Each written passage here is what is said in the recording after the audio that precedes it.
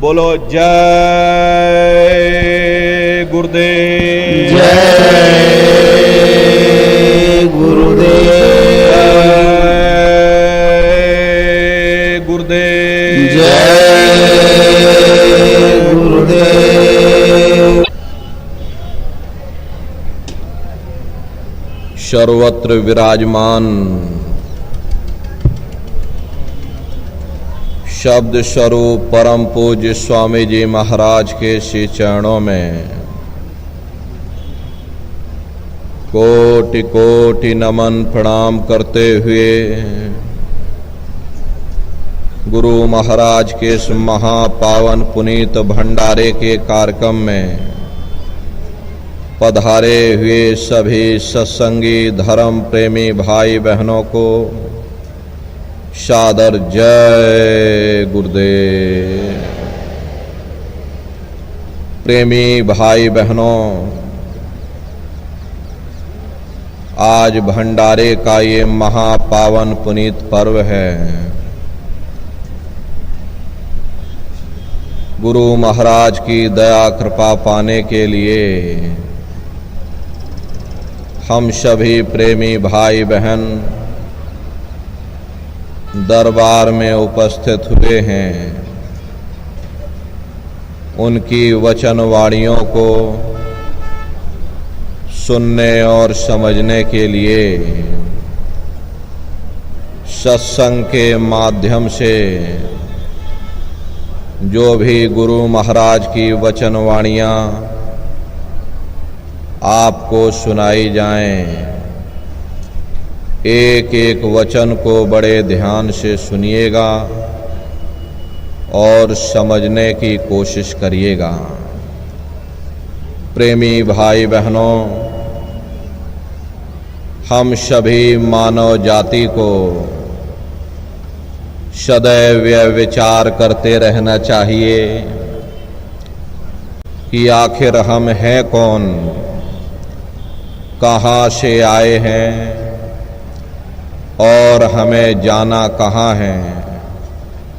कैसे हम दुनिया के जीव इस संसार में आकर के फंस गए, कैसे हम संसार के बंधनों से आज़ाद हो करके हम अपने घर वापस पहुंच सकते हैं। इन सभी प्रश्नों की जानकारी आपको सत्संग के माध्यम से प्राप्त होगी। प्रेमी भाई बहनों, जब यहाँ न धरती थी, न सूरज न चाँद न सितारे, न जमीन न आसमान, न देवी न देवता, जब कहीं कुछ भी नहीं था, तो एक अनियनामा अविसच्चिदानंद प्रभु धामा, एक अनियनामी महाप्रभु अपने अनामी धाम में अखंड राज किया करते थे। उस मालिक की मौज मर्जी उठी, उन्होंने 3 लोक का विस्तार किया, यानी अगम लोक, अलख लोक और सतलोक। अगम लोक में अगम पुरुष को बैठाया, अलख लोक में अलख पुरुष को बैठा दिया और सतलोक में सतपुरुष भगवान को बैठा दिया। काफी समय जब बीत गया, तब रचना का विस्तार सतपुरुष ने अपनी मौज मर्जी से, प्रेमी भाई बहनों, उस अनामी महाप्रभु की मौज मर्जी से सतपुरुष भगवान ने नीचे की रचनाओं का विस्तार किया। उन्होंने अपनी आवाज पर 16 पुत्रों को नीचे उतार दिया और प्रेमी भाई बहनों, यह 16 पुत्र नीचे उतर करके उन्होंने घनघोर तपस्या की और अपने पिता को प्रसन्न करके सतलोक के समान राज मांग लिया। राज चेतन पर किया जाता है, जड़ पर नहीं किया जाता। इसीलिए इन्हें रूहों का छोटा सा भंडार दे दिया गया। जब रूहें नीचे उतारी जाने लगी, जब हमको आपको नीचे उतारा जाने लगा, तो हम लोग घबराने लगे। उस समय सत्पुरुष भगवान ने वचन दिया, उन्होंने आदेश किया कि तुम जाओ, जाकर नीचे आराम से रहो, मैं संतों को तुम्हारे पास भेजूंगा और तुम फिर वापस चले आना। सत्पुरुष के आदेश पर ये रूहें, ये जीवात्माएं नीचे आने को तैयार हो गईं। सबसे पहले 4 प्रकार के कपड़े, कारण, सूक्ष्म, लिंग और स्थूल, 4 प्रकार के कपड़े पहना करके और शब्द को पकड़ा करके इसी जीवात्मा को परत दर परत, मंडल दर मंडल जीवात्माओं को नीचे उतारते चले गए और इसी मृत्युलोक में, इसी स्थूल शरीर में, दोनों आँखों के मध्य भाग में जीवात्मा को यहाँ पर बैठा दिया। जब जीवात्माएं यहाँ पर आईं, इस मृत्युलोक में आईं, उस समय पर सतयुग का समय था। सतयुग योगी सब विज्ञानी, करे हरे ध्यान तरे भव प्राणी। उस समय सब ज्ञानी और विज्ञानी थे, सबकी आंख कान खुली हुई थी, रोज मालिक का दर्शन करते थे, रोज आते रोज जाते, और जब समय पूरा हो जाता ये जीवात्माएं अपने देश वापस चली आती, फिर कभी लौट करके मृत्युलोक में वापस नहीं जाती। ऐसे न जाने कितनी जीवात्माएं खेपों की खेपें निकलती चली गईं। तब निरंजन भगवान ने विचार किया कि हमने इतनी मेहनत की, हमने इतनी तपस्या की, और तपस्या करके सत्पुरुष भगवान को प्रसन्न किया, रूहों का छोटा सा भंडार मांग लिया। अगर ये रूहें, अगर ये जीवात्माएं ऐसे ही अपने देश वापस लौट जाएंगी, हम कोई रोक टोक नहीं लगाएंगे, तो एक समय ऐसा आएगा ये जीवात्माएं अपने घर वापस लौट जाएंगी। फिर हम राज किस पर करेंगे, अधिकार किस पर जमाएंगे। तो उन्होंने बड़ी होशियारी के साथ कर्मों का विधान बना दिया। कर्मों का विधान बना करके जीवात्माओं को यहाँ पर सुना दिया गया कि भाई ये पुण्य कर्म है, ये पाप कर्म है, ये शुभ कर्म है, ये अशुभ कर्म है। और इन जीवात्माओं को कह दिया गया कि काल रूप में तिन कर भ्राता, शुभ अशुभ कर्म फल दाता। यानी मैं काल रूप हूँ, शुभ अशुभ कर्मों का मैं फल दूंगा। कर्म करने की स्वतंत्रता हमको आपको दे दी गई और फल देने का अधिकार इन्होंने अपने हाथों में ले लिया। धीरे धीरे ये जीवात्माएं कर्मों की बेड़ियों में जकड़ती चली गईं। जिस नाम की डोरी को पकड़ करके, जिस शब्द की डोरी को पकड़ करके ये जीवात्माएं ऊपर से नीचे आई थीं, कर्मों के कारण वो नाम की डोरी हाथ से छूट गई। तब से लेके आज तक न जाने कितने युग और कल्प बीत गए, ये जीवात्माएं यहीं पर भटका खा रही। प्रेमी भाई बहनों, ये रूह सतनाम का अंश है, सत देश की रहने वाली है।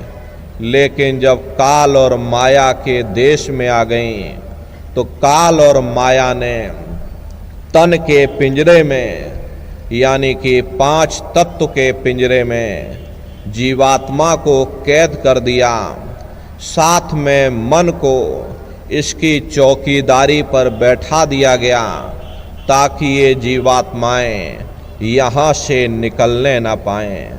अब संत दया करके इन जीवात्माओं को निकालें तो निकालें, वरना प्रेमी भाई बहनों अब आत्मा के वश की बात नहीं है। ये जीवात्मा अपने सामर्थ्य से, अपने बल से इस मन के चंगुल से, काल माया के देश से आजाद हो सकें। महात्मा प्रेम से जीवों को समझाते हैं कि कर्ता ने काया रची, जुग जुग जग विस्तार, और सार दिए विसराय के, घर घर करत पुकार। यानी काल ने 5 तत्व का पिंजरा बना करके इन जीवात्माओं को पिंजड़े में कैद कर दिया। अब ये जीवात्माएं अपने घर को भूल चुकी हैं, अपने सच्चे देश को भूल चुकी हैं। इन्हें अब यह भी मालूम नहीं है कि हम कौन हैं, हम कहाँ से आए हैं और हमें जाना कहाँ है। प्रेमी भाई बहनों, युगों युगों से यह जीव अब अपने ही कर्मों के बंधन में बंद करके अलग अलग योनियों में भटकता फिर रहा। वेद पुराण कर्म उपराजा, या से करे जीव जग काजा।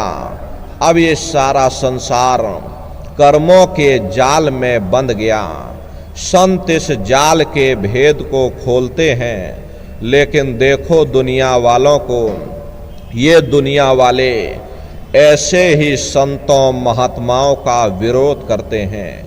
वाल्मीकि जी महाराज ने राम के पैदा होने के 10,000 साल पहले ही पूरी रामायण बना करके रख दी थी।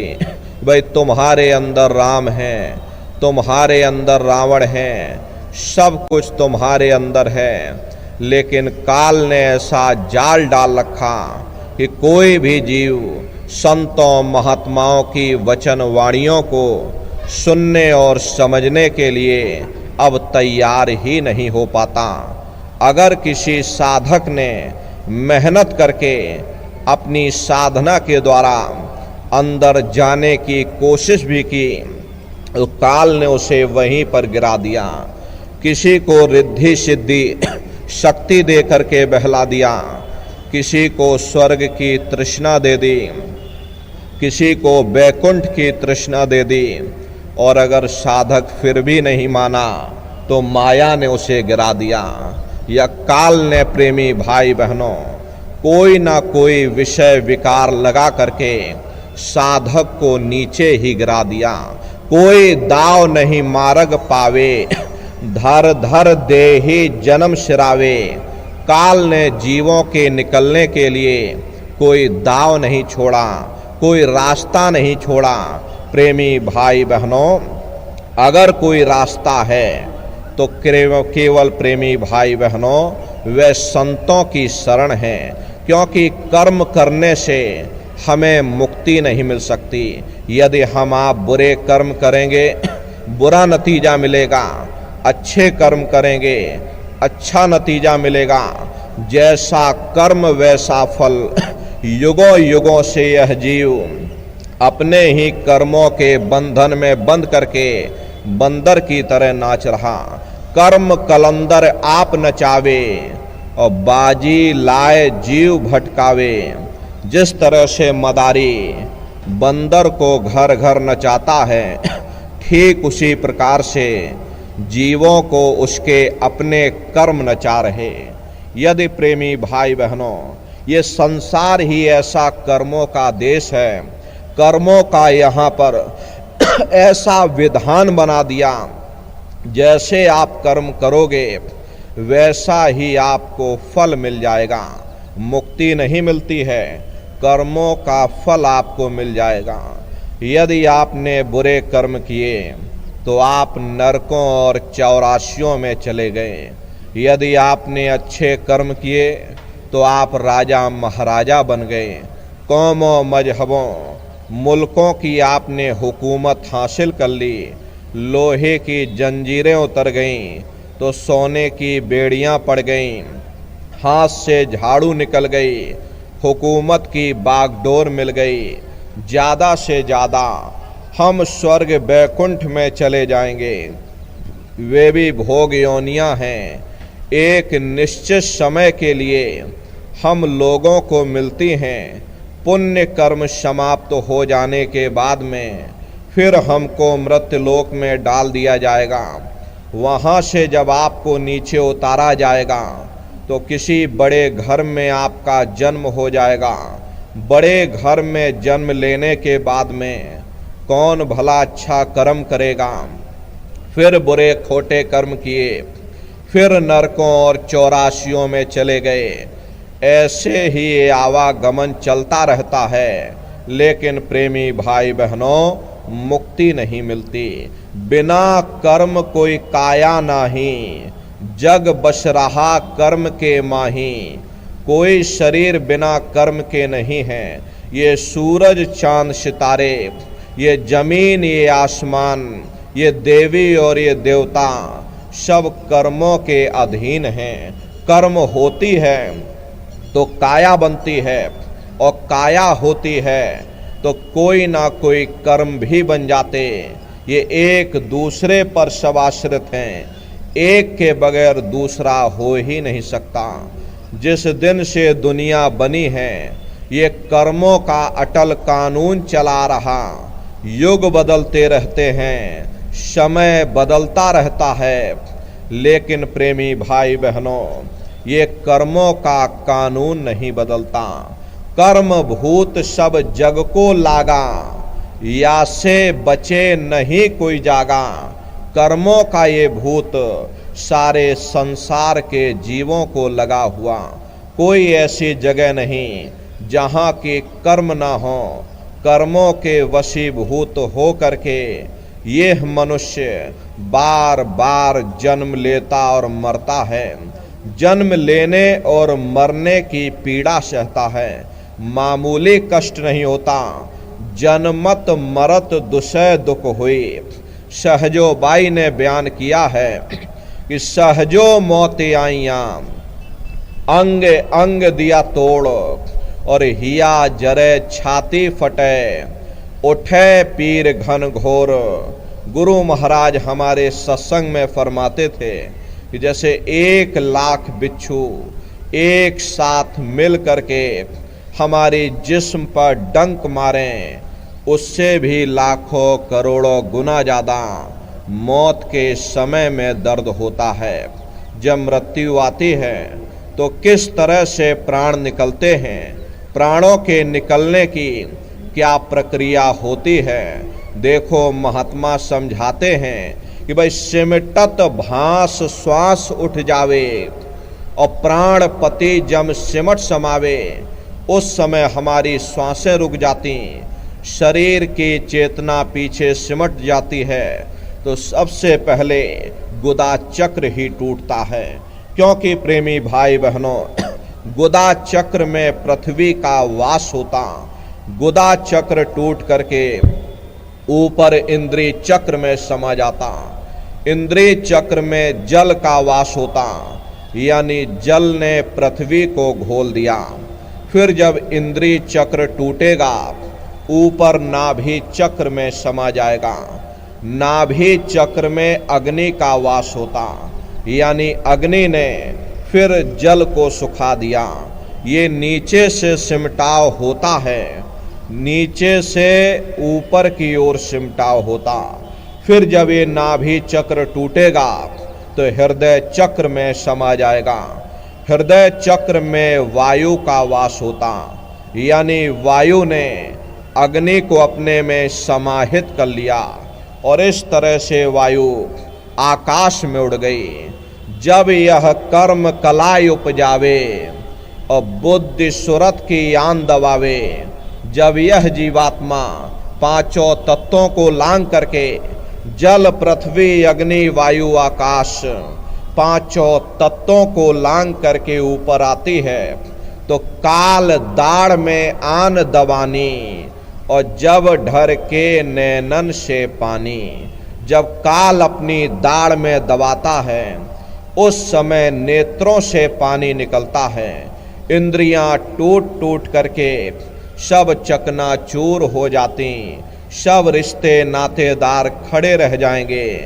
डॉक्टर, वैद्य, हकीम सब आपको घेरे रह जाएंगे, लेकिन प्रेमी भाई बहनों, उस समय पर कोई तुम्हारी मदद नहीं करने वाला। लगे टकटकी दिखे न भाई, वाहि समय को करे सहाई।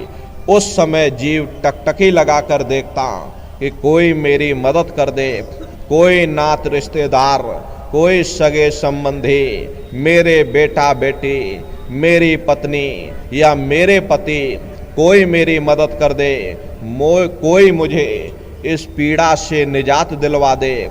लेकिन प्रेमी भाई बहनों, उस समय पर सब आपको घेरे रह जाएंगे, लेकिन मदद कोई नहीं कर पाएगा। यमदूत आते हैं, जम के दूत घेर चहुफेरा, और निक्षय प्राण छोड़ के डेरा।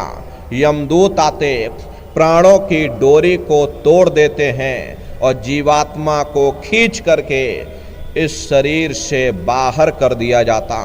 जैसे ही ये जीवात्मा शरीर से अलग हुई, ये शरीर हमारा आपका मिट्टी हो जाता। इस मिट्टी को ले जा करके आप शमशान भूमि पर जला करके राख कर देते हो। जला करके राख कर दिया, मुसलमानों ने गाड़ दिया। ये कहानी तो यहाँ समाप्त हो गई। उधर देखो क्या होता, तुम्हारी जीवात्मा को ले जा करके ऊपर धर्मराज की कचहरी में पेश कर दिया जाएगा। वहाँ पलक झपकते ही तुम्हारे अच्छे बुरे कर्मों का हिसाब किताब हो जाएगा। धर्मराज तुमको सजा सुना देंगे, ले जाओ इनको फलाने नरक में डाल दो, क्योंकि मैंने इनको मौका दिया था जब ये माँ के गर्भ में उल्टे लटके हुए थे। उस समय इन्होंने मुझसे प्रार्थना की थी कि हे मालिक, मुझे एक बार मौका दे दो, मुझे एक बार मनुष्य शरीर दे दो, हम भजन करेंगे, भक्ति करेंगे, हम अपनी जीवात्मा का कल्याण करेंगे। तो मैंने इनकी पुकार सुन ली, इनको मैंने मनुष्य शरीर दे दिया और कह करके भेजा था कि भाई ये मनुष्य शरीर ये किराए का मकान है, ये तुम्हारा अपना नहीं है। अगर ये तुम्हारा अपना होता तो हमेशा तुम्हारे पास रहता। ये तुम्हारा अपना नहीं, ये मैंने तुमको कुछ समय के लिए ये किराए का मकान दिया है। हाँ, तुम अपनी जीवात्मा को मेरे किराए के मकान में बैठा करके मालिक की भक्ति करके अपनी जीवात्मा का कल्याण करा लेना। मैंने कुछ समय के लिए तुम सबको ये किराए का मकान दिया है। जब समय पूरा होगा मैं अपने सिपाहियों को भेजूंगा, उस समय पर तुम मेरे मकान को खाली कर देना। लेकिन इतना ध्यान रखना कि जैसा साफ सुथरा मैंने तुमको किराए का मकान दिया, वैसा ही साफ सुथरा तुम मुझको वापस लौटाना। लेकिन इस किराए के मकान में बैठ करके इन्होंने अच्छे बुरे कर्म कर डाले। मेरे किराए के मकान को इन्होंने अपने कर्मों से गंदा कर दिया, इसलिए कर्मों की सजा इनको मिलेगी। ले जाओ इनको फलाने नरक में डाल दो। प्रेमी भाई बहनों, महात्मा कभी झूठ नहीं बोलते। महात्माओं ने जब साधना किया, साधना करके जब ऊपर गए और ऊपर जा करके जब उन्होंने नरकों का हाल देखा, जीव कैसे नरकों में रो रहा, कैसे नरकों में चिल्ला रहा, कैसे वेदना को सह रहा, तब उन्होंने धर्म पुस्तक में बयान कर दिया, लोह के खम्भ तपत के माही, और जहाँ जीव को ले चिपटाई वहाँ लोहे के खंबे अग्नि से धधक धधक कर लाल हो रहे। ऐसे खोटे जीवों को उन खम्भों में चिपटाया जाता जीव हाय हाय करके तड़फता है। तड़फ तड़फ जीव जुलम बुखारी, और तपत खम्ब दुख उपजे भारी। असहनी वेदना होती है, असहनी दुख दर्द होता, जीव वहाँ रोता और चिल्लाता रहता। अरे वाही करे खो करे सहाई, लोहा अगन धमन धोकाई। जो धमन से धोक लोहारा, लोहा जो अग्नि में डारा। जिस प्रकार से लोहार लोहे को अग्नि की भट्टी में तपा करके लाल करता है, वैसे ही प्रेमी भाई बहनों वहाँ भी बड़े बड़े खंबे, लोहे के बड़े बड़े खंबे अग्नि से तप करके लाल हो रहे। जीवों को उसी पर लिटा दिया जाता, जीव रोता और चिल्लाता रहता। लाखों लाख योजन मील तक जीवों के रोने और चिल्लाने की आवाज जाती। प्रेमी भाई बहनों, महात्मा कहते हैं कि भाई नरक भी तुम्हारे अंदर है, स्वर्ग भी तुम्हारे अंदर है, कुंभ भी नरक निदान्य है। पड़े जीव जग जाए, सिर समेत डूबा रहे, सदा नरक के माही। कुंभी कहते हैं घड़े के आकार का बड़ा विशाल नरक बना हुआ, उसमें दुनिया भर का मवाद, दुनिया भर का पाखाना भरा हुआ, बड़ी भारी बदबू उसी में से आती है। जीवों को उसी में डाल दिया जाता। जब ही नरक सिर ऊपर काढ़े, तब ऊपर जूते जब मारे। जैसे ही ये जीवात्मा अपने सिर को श्वास लेने के लिए कुंभी नरक से बाहर अपने सिर को निकालता, ऊपर यमदूत खड़े रहते, जूतियों से पिटाई करते। बड़े नौकदार भाले होते हैं। जूत प्रेमी भाई बहनों, उसी को चुभा दिया जाता। जीवात्माएं फिर उसी में डूब जाती हैं, युगों युगों तक डूबी रहती। कुंभी नरक कल्प लोवासा, मुख में नरक नाक में श्वासा। कल्प लोवासा 1000 चौकड़ी युग का एक कल्प होता है। न जाने कितने युगों युगों तक ये जीव उन्हीं नरकों में पड़ा रहता। प्रेमी भाई बहनों, जब उस अनामी महाप्रभु ने जीवों की ये हालत देखी कि जीव अंधकार के दलदल में फंसता चला जा रहा, चारों तरफ आडंबर ही आडंबर है, पाखंड ही पाखंड है, तब स्वयं अनामी महाप्रभु ने संतों महात्माओं को इस धराधाम पर भेजा। संत महात्मा फकीर हम जीवों को चिताने के लिए, जीवों को समझाने के लिए इस धरा भूमि पर अवतरित होते हैं और हम जीवों को समझाने की कोशिश करते कि भाई हम आए वही देश से जहाँ तुम्हारो धाम और तुमको घर पहुँचावना एक हमारो काम। हम उसी देश से आए हैं जिस देश के तुम रहने वाले हो, परंतु तुम अपने सच्चे देश को छोड़ करके इस झूठे काल और माया के देश में आकर फंस गए। यह देश तुम्हारा देश नहीं, तुम्हारा देश सचखंड है। ये कौम तुम्हारी कौम नहीं, तुम्हारी कौम सतनाम है। और ये जीवात्मा उस सतनाम रूपी समुद्र की बूंद है। इस बूंद को उस समुद्र से मिलाओ, यानी इस जीवात्मा को उस परमात्मा से मिलाओ। हर धाम अपने चलो भाई, पराए देश नहीं रहना, काम अपना करो जाई, पराए काम नहीं फंसना। अपने घर चलने की तैयारी करो, अपने वतन चलने की तैयारी करो, अपने सच्चे देश चलने की तैयारी करो, अपने सच्चे मालिक से मिलने की तैयारी करो। तभी तुम अपना सच्चा सुख और सच्ची शांति को प्राप्त कर सकते। प्रेमी भाई बहनों, इसीलिए महात्मा कहते हैं कि सुरत सुन बातरी, तेरा धनी बसे आकाश। ऐ जीवात्माओं, तुम्हारा मालिक वो परमात्मा है। प्रेमी भाई बहनों, उस परमात्मा से मिलने की कोशिश करो। जब तक तुम अपने घर वापस नहीं पहुंचोगे, उस परमात्मा को प्राप्त नहीं कर लोगे जब तक तुम पराये देश में भटकते रहोगे। कभी किसी मायने में तुम सुख और शांति हासिल करने की, प्रेमी भाई बहनों, कभी सुख और शांति हासिल नहीं कर सकते। हम दुनिया के जीव पराये देश में, पराये साजो सामान में, पराई चीज़ों में सुख ढूंढने की कोशिश करते हैं। जितना हम इसके अंदर सुख ढूंढते हैं उतना ही प्रेमी भाई बहनों दिन रात दुखी होते चले जाते। इस नाशवान जगत में ना कभी किसी को सुख मिला, ना कभी किसी को मिल सकता है। ये जो कुछ आपको थोड़े बहुत सुख नजर आ रहे, मकान में, जमीन जायदाद में, बाल बच्चों में, शादी ब्याह में, धन दौलत में, हुकूमत के नशे में, प्रेमी भाई बहनों, ये क्षणिक हैं और क्षणिक चीज़ों का सुख और आराम केवल क्षणिक ही हो सकता है। जितना इसके आने में हमें खुशी महसूस होती है उतना इसके जाने में भी हमें दुख भी महसूस होता है।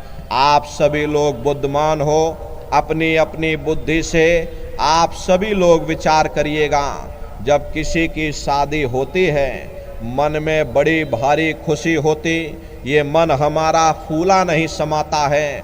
लेकिन यदि शादी के बाद उसी साथी के साथ, उसी पत्नी के साथ या उसी पति के साथ कोई झगड़ा हो जाए, कोई विवाद हो जावे, तो मन में फिर भय पैदा हो जाता कि कहीं साथी हमारा बदकार न निकल जाए, हमें छोड़कर चला न जावे, शराबी कबाबी न बन जाए, जुआरी न बन जाए।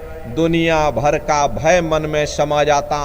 सो इस भय के कारण फिर हम लोग दुखी हो जाते हैं। फिर हम दुनिया के जीव बाल बच्चों में सुख खोजते हैं। जब बाल बच्चे हमारे पैदा होते मन में बड़ी भारी खुशी होती, ये मन फूला नहीं समाता।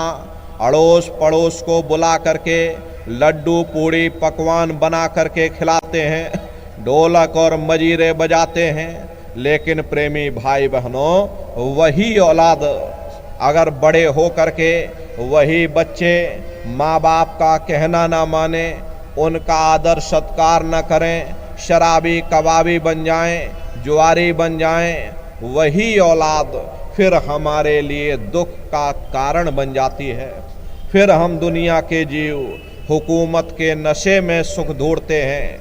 जिस वक्त लोग हमारी वाह वाह करते, गले में लंबी चौड़ी फूलों की ये मालाएं डाल देते, तो ये मन हमारा फूला नहीं समाता। बड़ी भारी हमें अंदर से खुशी होती है कि हमें गले की माला पड़ गई, माला पड़ चुकी, फूलों की माला हमारे गले में पड़ गई। बड़ी भारी अंदर से प्रसन्नता होती है। लेकिन प्रेमी भाई बहनों, उन नेताओं का भी इतिहास हमारी आँखों के सामने है। जब फूलों की जगह उनको जूतों की माला पहना दी जाती, उनका गोलियों से शिकार कर दिया जाता, अखबारों में उनकी मट्टियाँ पलीत कर दी जाती, तो वही हुकूमत फिर हमारे लिए दुख का कारण बन जाती है। फिर हम दुनिया के जीव धन दौलत में सुख ढूंढते हैं कि चलो धन दौलत कमाई जाए, दुनिया भर का रुपया पैसा कमाया जाए। अब दुनिया भर का रुपया पैसा कमाने में अपनी पूरी जिंदगी गुजार दी, फिर उसे रखने की मुसीबत है। अरे कहाँ रखा जाए, बड़ी अलमारी लेकर के आओ, कहीं चोर चोरी ना कर लें, कहीं इनकम टैक्स का छापा ना पड़ जाए, कहीं सेल टैक्स का छापा ना पड़ जाए। फिर मन में चिंता हो जाती। फिर इस चिंता के कारण फिर हम लोग दुखी हो जाते और फिर हम दुनिया के जीव शराबों कबाबों में, विषय विकारों में, इंद्रियों के भोगों में हम लोग फिर उसमें सुख ढूंढने लगते हैं। प्रेमी भाई बहनों, लेकिन जिस वक्त बीमारियों का हिसाब हमें अपने जिस्म पर देना पड़ता है, तब हमें होश आता है ये सुख का कारण है या दुख का कारण है। इसीलिए महात्मा कहते हैं, भाई इस नाशवान जगत में ना कभी किसी को सुख मिला, ना कभी किसी को मिल सकता। नानक दुखिया सब संसार। दुनिया का हर एक जीव अपनी अपनी जगह है, दुख और मुसीबतों से भरा हुआ। यही सहजोबाई ने फरमाया कि धनवंते सब ही दुखी, निर्धन है धन रूप, और साध सुखी सहजो कहे, पायो भेद अनूप। जिसके पास धन दौलत है, जो राजा महाराजा, जो सेठ साहूकार, वे सब के सब दुखी हैं। उनको किस चीज का दुख है? अरे बड़े बड़े जो दिसह लोग, तिनको व्यापे चिंता रोग। ये जो चिंता रोग है उन्हें अंदर से खाए जा रही, सो इस चिंता के कारण वे बेचारे दुखी हो जाते। और जिनको रोटी कपड़े मकान की चिंता, उन बेचारे गरीबों को दुखी होना ही होना। इसीलिए महात्मा कहते हैं कि भाई आप इस नाशवान जगत में नाशवान क्षणिक पदार्थों से कभी सुख हासिल नहीं कर सकते हो, कभी शांति प्राप्त नहीं कर सकते। प्रेमी भाई बहनों, एक बार हमारे गुरु महाराज कलकत्ता में एक बहुत विशाल पार्क बना हुआ, विक्टोरिया पार्क के नाम से, गुरु महाराज उसी बगिया में बैठे हुए थे। बगल में से दो सेठ आए और दोनों सेठ गुरु महाराज के बगल में आकर के बैठ गए। सामने देखा एक माली घास काट रहा था। घास काटते काटते और माली को नींद आ गई और वह घास के ऊपर सो गया। अब दोनों सेठ आपस में बातचीत करने लगे कि देखो उस माली को, हमसे ज़्यादा सुखी तो वह माली हैं, कम से कम उसे नींद तो आ रही, हम लोगों को नींद तक नहीं आती। नींद की गोलियां खा खा करके सोना पड़ता। गुरु महाराज उन सेठों की बात सुन रहे थे। गुरु महाराज बोले कि अरे भाई सेठ जी, तुमने अपने आप क्यों फैसला कर लिया? अरे जाओ पहले माली से जा कर के पूछो क्या वो सुखी है या नहीं है। गुरु महाराज की बात को मान करके दोनों सेठ माली के पास गए, जगा करके पूछा, भाई हमारे सवाल का जवाब दे दो, क्या तुम सुखी हो या नहीं हो? तो माली बोला, अरे बाबूजी, हम कहाँ सुखी हैं? सुखी तो देखो महलों में जो रह रहे, ऊंची ऊंची इमारतों में जो रह रहे, एयर कंडीशन में जो लोग रह रहे, वे लोग सुखी हैं, हम कहाँ सुखी। गुरु महाराज उसकी बातों को सुनकर हंसने लगे। गुरु महाराज बोले कि देखो सेठ कह रहा कि माली सुखी है, माली कह रहा कि सेठ सुखी है, और वास्तविकता यही है, यहाँ कोई सुखी नहीं। ना सुख विद्या के पढ़े, ना सुख वाद विवाद, और साध सुखी सहजो कहे, जो लागे शून्य समाध। ना आलिम फाजिम सुखी हैं, न गुड़ी ज्ञानी सुखी हैं, न बड़े बड़े विद्वान सुखी हैं। अरे सुखी वही है जिसने दुनिया में से अपने मन को निकाल करके और मालिक के चरणों में मालिक की भक्ति की तरफ लगाया हुआ। इसीलिए महात्मा समझाते हैं, भाई अगर आप इस संसार में सुख पाना चाहते हो, शांति पाना चाहते हो, तो लगो तुम अब चढ़कर सतनाम। उस सतनाम की खोज करो, उस मालिक की भक्ति करो, क्योंकि जितना अरसा, जितना समय तुम्हारा ध्यान मालिक की भक्ति में लगा रहेगा, हम दुनिया के जीव जरूर सुख हासिल कर सकते।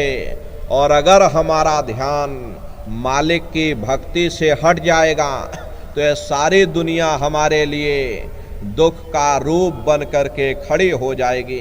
प्रेमी भाई बहनों, आप अपनी बुद्धि से विचार करिए। एक छोटा सा बच्चा अपने पिता की उंगली पकड़ करके मेला या नुमाइश में घूमने जाता है। उसे मेले की हर साजो सामान बड़ी खूबसूरत नजर आती। किसी जगह खेल खिलौनों की दुकानें लगी, कहीं गुड्डे गुड़ियों की दुकानें लगी, कहीं झूलों की दुकानें लगी, कहीं मिठाई और पकवान की दुकानें लगी। वो बच्चा सोचता है कि शायद ये खुशी हमको मेले के इस साजो सामान से प्राप्त हो रही। और अगर भूल करके भी वो बच्चा, प्रेमी भाई बहनों, अपने पिता की उंगली छोड़ देता तो वह सारा साजो सामान उसी जगह रहता है, लेकिन बच्चा रोने चिल्लाने लगता, चीखने लगता, तब उसे खुद ब खुद महसूस होता ये खुशी हमें तभी तक प्राप्त हो सकती जब तक हमने अपने पिता की उंगली पकड़ रखी थी। अरे हमारा पिता कौन है? वो परमात्मा है, वो परमेश्वर है जिसने अंड खंड ब्रह्मांड की रचना की। जितना अरसा, जितना समय हमारा ध्यान मालिक की भक्ति में लगा रहेगा, हम दुनिया में 2-4 दिन जरूर सुख हासिल कर सकते हैं। और अगर हमारा ध्यान मालिक की भक्ति से हट जाएगा तो ये सारी दुनिया हमारे लिए दुख का रूप बन करके खड़ी हो जाएगी। इसलिए प्रेमी भाई बहनों, चारों तरफ से अपने ख्याल ध्यान को समेट करके एक चित्त हो करके उस मालिक की भक्ति करो। ऐसा मत करना कि गंगा गए तो गंगा राम बन गए और जमुना गए तो जमुना दास बन गए। हरे जप भी कर लें, तप भी कर लें, पूजा भी कर लें, पाठ भी कर लें, कोई ना कोई उपाय कारगर होगा ही। प्रेमी भाई बहनों, इस बात को हमेशा ध्यान में रखिएगा, जो पानी 100 सुराखों से बहेगा वो कभी खेत नहीं सींच सकता है।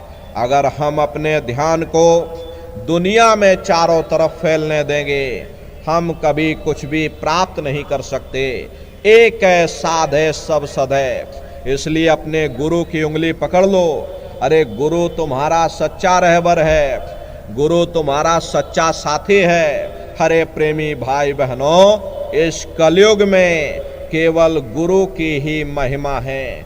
गुरु ही एक आधार है, गुरु ही हैं जो जीवात्मा को इस भव सागर से पार लगा सकते। और प्रेमी भाई बहनों, गुरु के बगैर कोई भी जीवात्मा इस भव सागर से पार नहीं जा सकती। चाहे लाख उपाय कर लो, लाख यत्न कर लो, लाख तीर्थ व्रत कर लो, लेकिन प्रेमी भाई बहनों, जब तक शब्द भेदी गुरु आपको नहीं मिलेगा तब तक तुम्हारी जीवात्मा, क्योंकि ये जीवात्मा शब्द को पकड़ करके ऊपर से नीचे उतारी गई, तो शब्द को ही पकड़ करके ये जीवात्मा अपने घर वापस पहुंचेगी। इसके लिए शब्द भेरी गुरु की तलाश करनी होगी। शब्द गुरु, प्रेमी भाई बहनों, वो शब्द गुरु जब मिल जाएगा, शब्द का भेद हमको आपको बता देगा।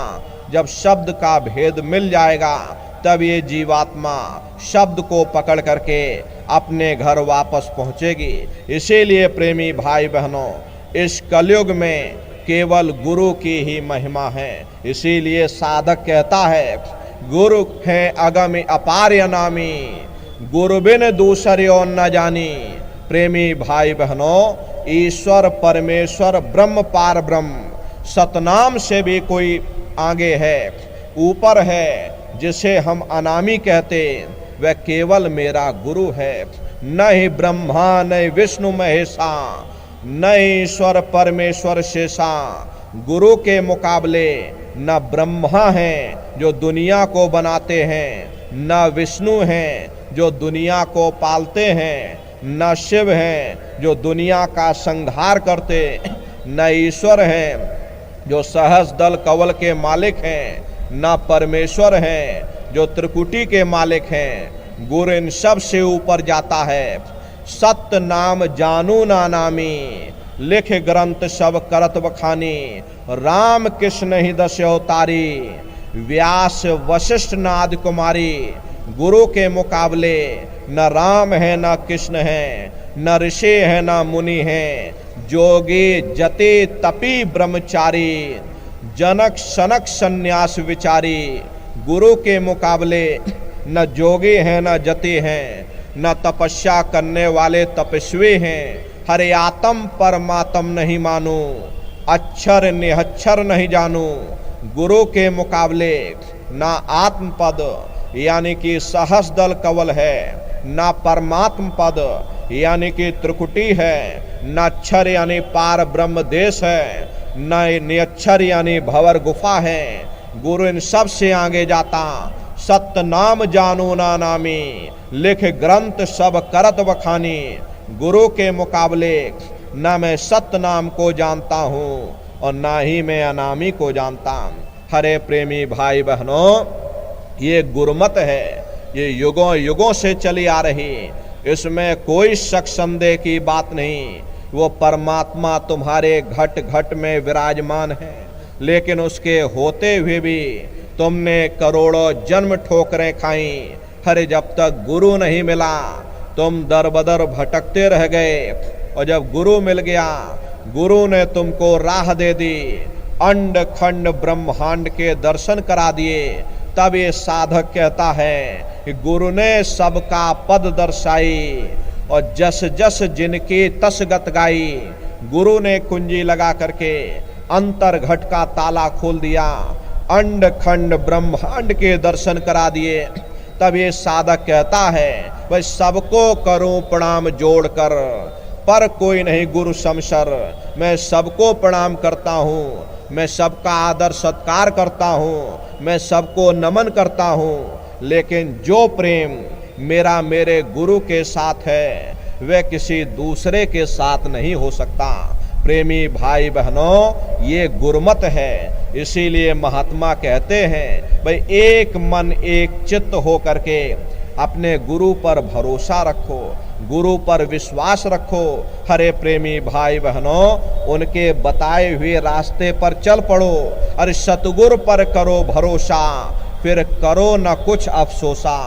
बगैर भरोसे और विश्वास के एक कदम चलना भी मुश्किल पड़ जाता। हरे प्रेमी भाई बहनों, जब हम रेलवे स्टेशन पर जा करके और टिकट खरीद करके रेलगाड़ी में बैठ जाते हैं तो हमें पूरा भरोसा होता है नहीं हम अपने ज़िले में ज़रूर पहुंच जाएंगे, भले ही रेलगाड़ी लेट हो जाए। लेकिन अगर रेलगाड़ी पर बैठ गए तो हमें पूरा भरोसा हो जाता भाई देर सवेर ये रेलगाड़ी हमको अपने ज़िले में अपने घर पर ज़रूर पहुंचा देगी। ठीक उसी प्रकार से जब सतगुरु ने हमें नाम दे दिया, दौड़धाम जाने की टिकट दे दी, तो एक ना एक दिन हम अपने सच्चे देश सच्चे घर जरूर पहुंचेंगे। नाम रूपी जीव कभी नरकों में नहीं जाता, ना ही महात्मा ऐसे जीवों को छोड़ते हैं जिन जिन को महात्माओं ने नाम की बख्शीश कर दी। ऐसे प्रेमी भाई बहन कभी नरकों में नहीं जाते, क्योंकि गुरु नानक साहब का एक जीव जब नरक में चला गया, गुरु नानक साहब को जाना पड़ा और उनके जाने पर ये फल हुआ, पूरा नरक ही ठंडा कर दिया गया। प्रेमी भाई बहनों, तभी से आज तक कोई भी जीव नरकों में नहीं जाता। जिन्होंने गुरु ने जिसको जिसको नामदान दे दिया, ऐसे जीव कभी नरकों में नहीं जाते।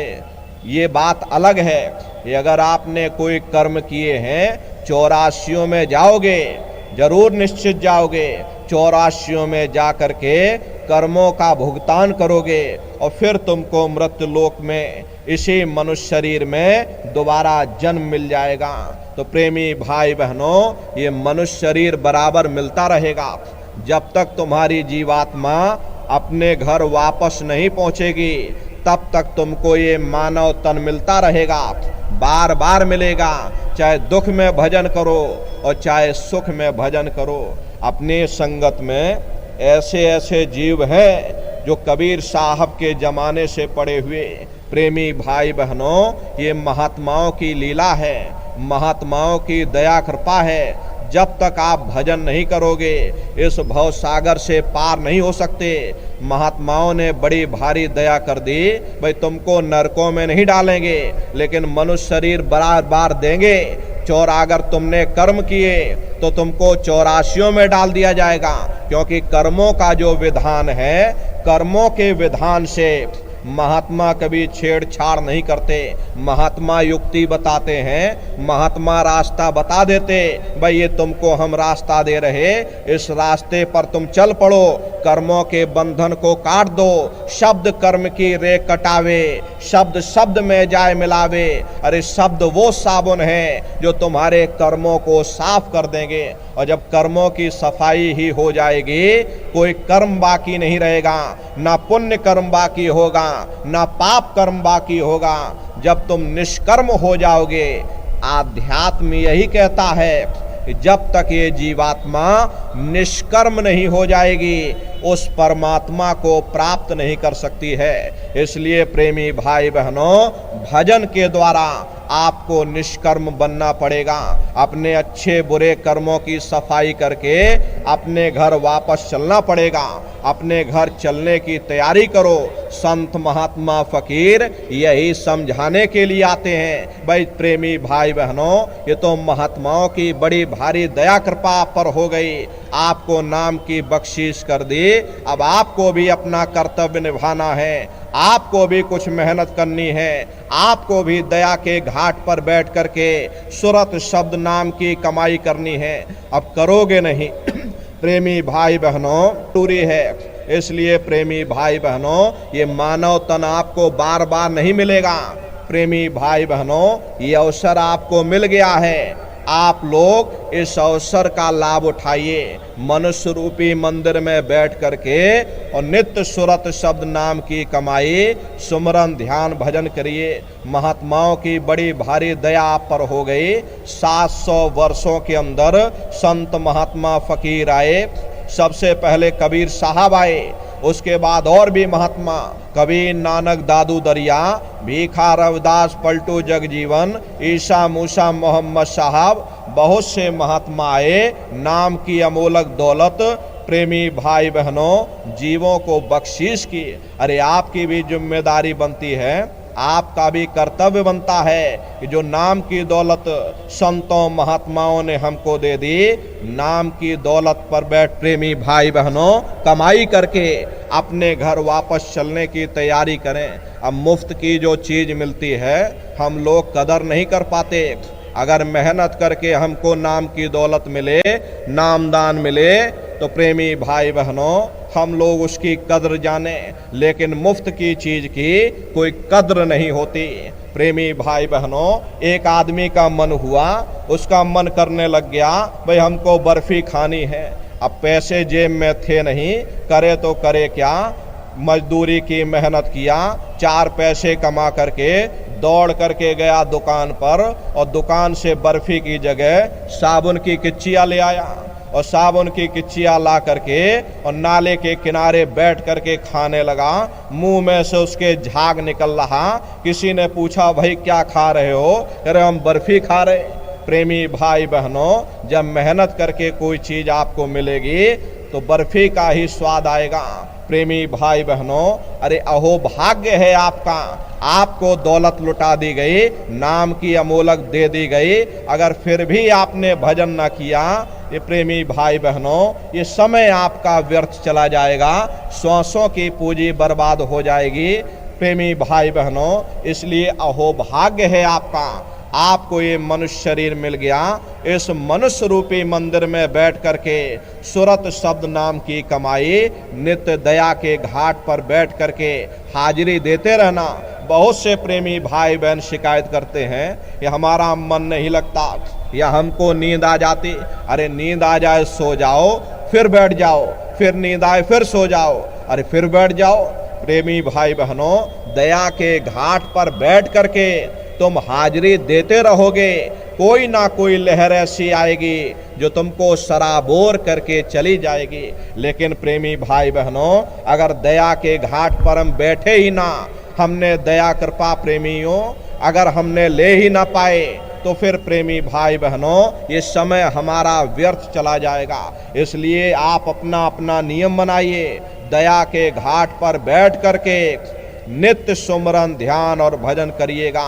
अरे 2 आंसू अपने मालिक के लिए गिराओ, किसी को दिखाने की जरूरत नहीं है, वो मालिक सब कुछ देख रहा कि कौन बच्चा मेरे लिए रो रहा, कौन बच्चा मेरे लिए तड़प रहा। जब सच्ची आत्म तड़प पैदा होगी तो वह मालिक बर्दाश्त नहीं कर पाएगा।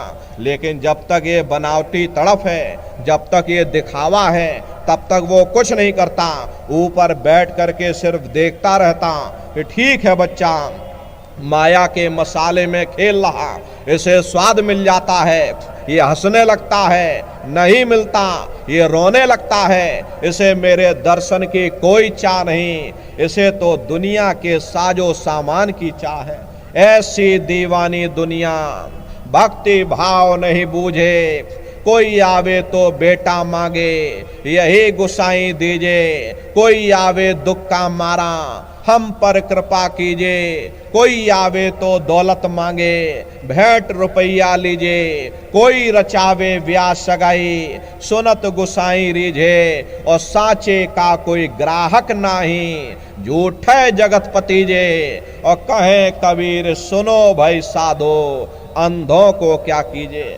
हर इस तरह से मन की इच्छाओं को, मन की मांगों को लेकर के हम लोग आते हैं। अरे इस जड़ संसार में ये मन की ख्वाहिशें, ये मन की मांगें ना कभी किसी की पूरी हुई, ना कभी हो सकती। मान लो आपकी एक इच्छा पूरी हो गई, ये मन दूसरी इच्छा लेकर खड़ा हो जाएगा, और मान लो दूसरी इच्छा भी पूरी कर दी गई, ये मन तीसरी इच्छा लेकर के खड़ा हो जाएगा। कबीर मन मैला भया, या में बहुत विकार, और यह मन कैसे धोइए, और साधु करो विचार। फिर कहते हैं कि गुरु धोबी शिष कापड़ा, साबुन सिरजनहार, और सुरत शिला पर धोइए, निक्षय रंग अपार। ये मन बड़ा ही दगेबाज और फरेबी है, इसकी दुरुस्ती के लिए सत्संग बहुत जरूरी। जैसे मैले कपड़े को धोबी पानी में पटक पटक करके साफ करता, ऐसे ही सत्संग रूपी जल में प्रेमी भाई बहनों गुरु मन की रगड़ाई करते हैं। और जब रगड़ाई होती है, जब परीक्षा का समय आता है, हम लोग भाग खड़े होते। हरे प्रेमी भाई बहनों, ये कच्ची भक्ति है, अपनी भक्ति को मजबूत करो। अरे अपने सतगुरु पर भरोसा रखो, उन पर विश्वास रखो। अगर भरोसा नहीं हुआ तो ये जीवन व्यर्थ चला जाएगा। बगैर भरोसे विश्वास के दुनिया में कोई चीज नहीं मिलती।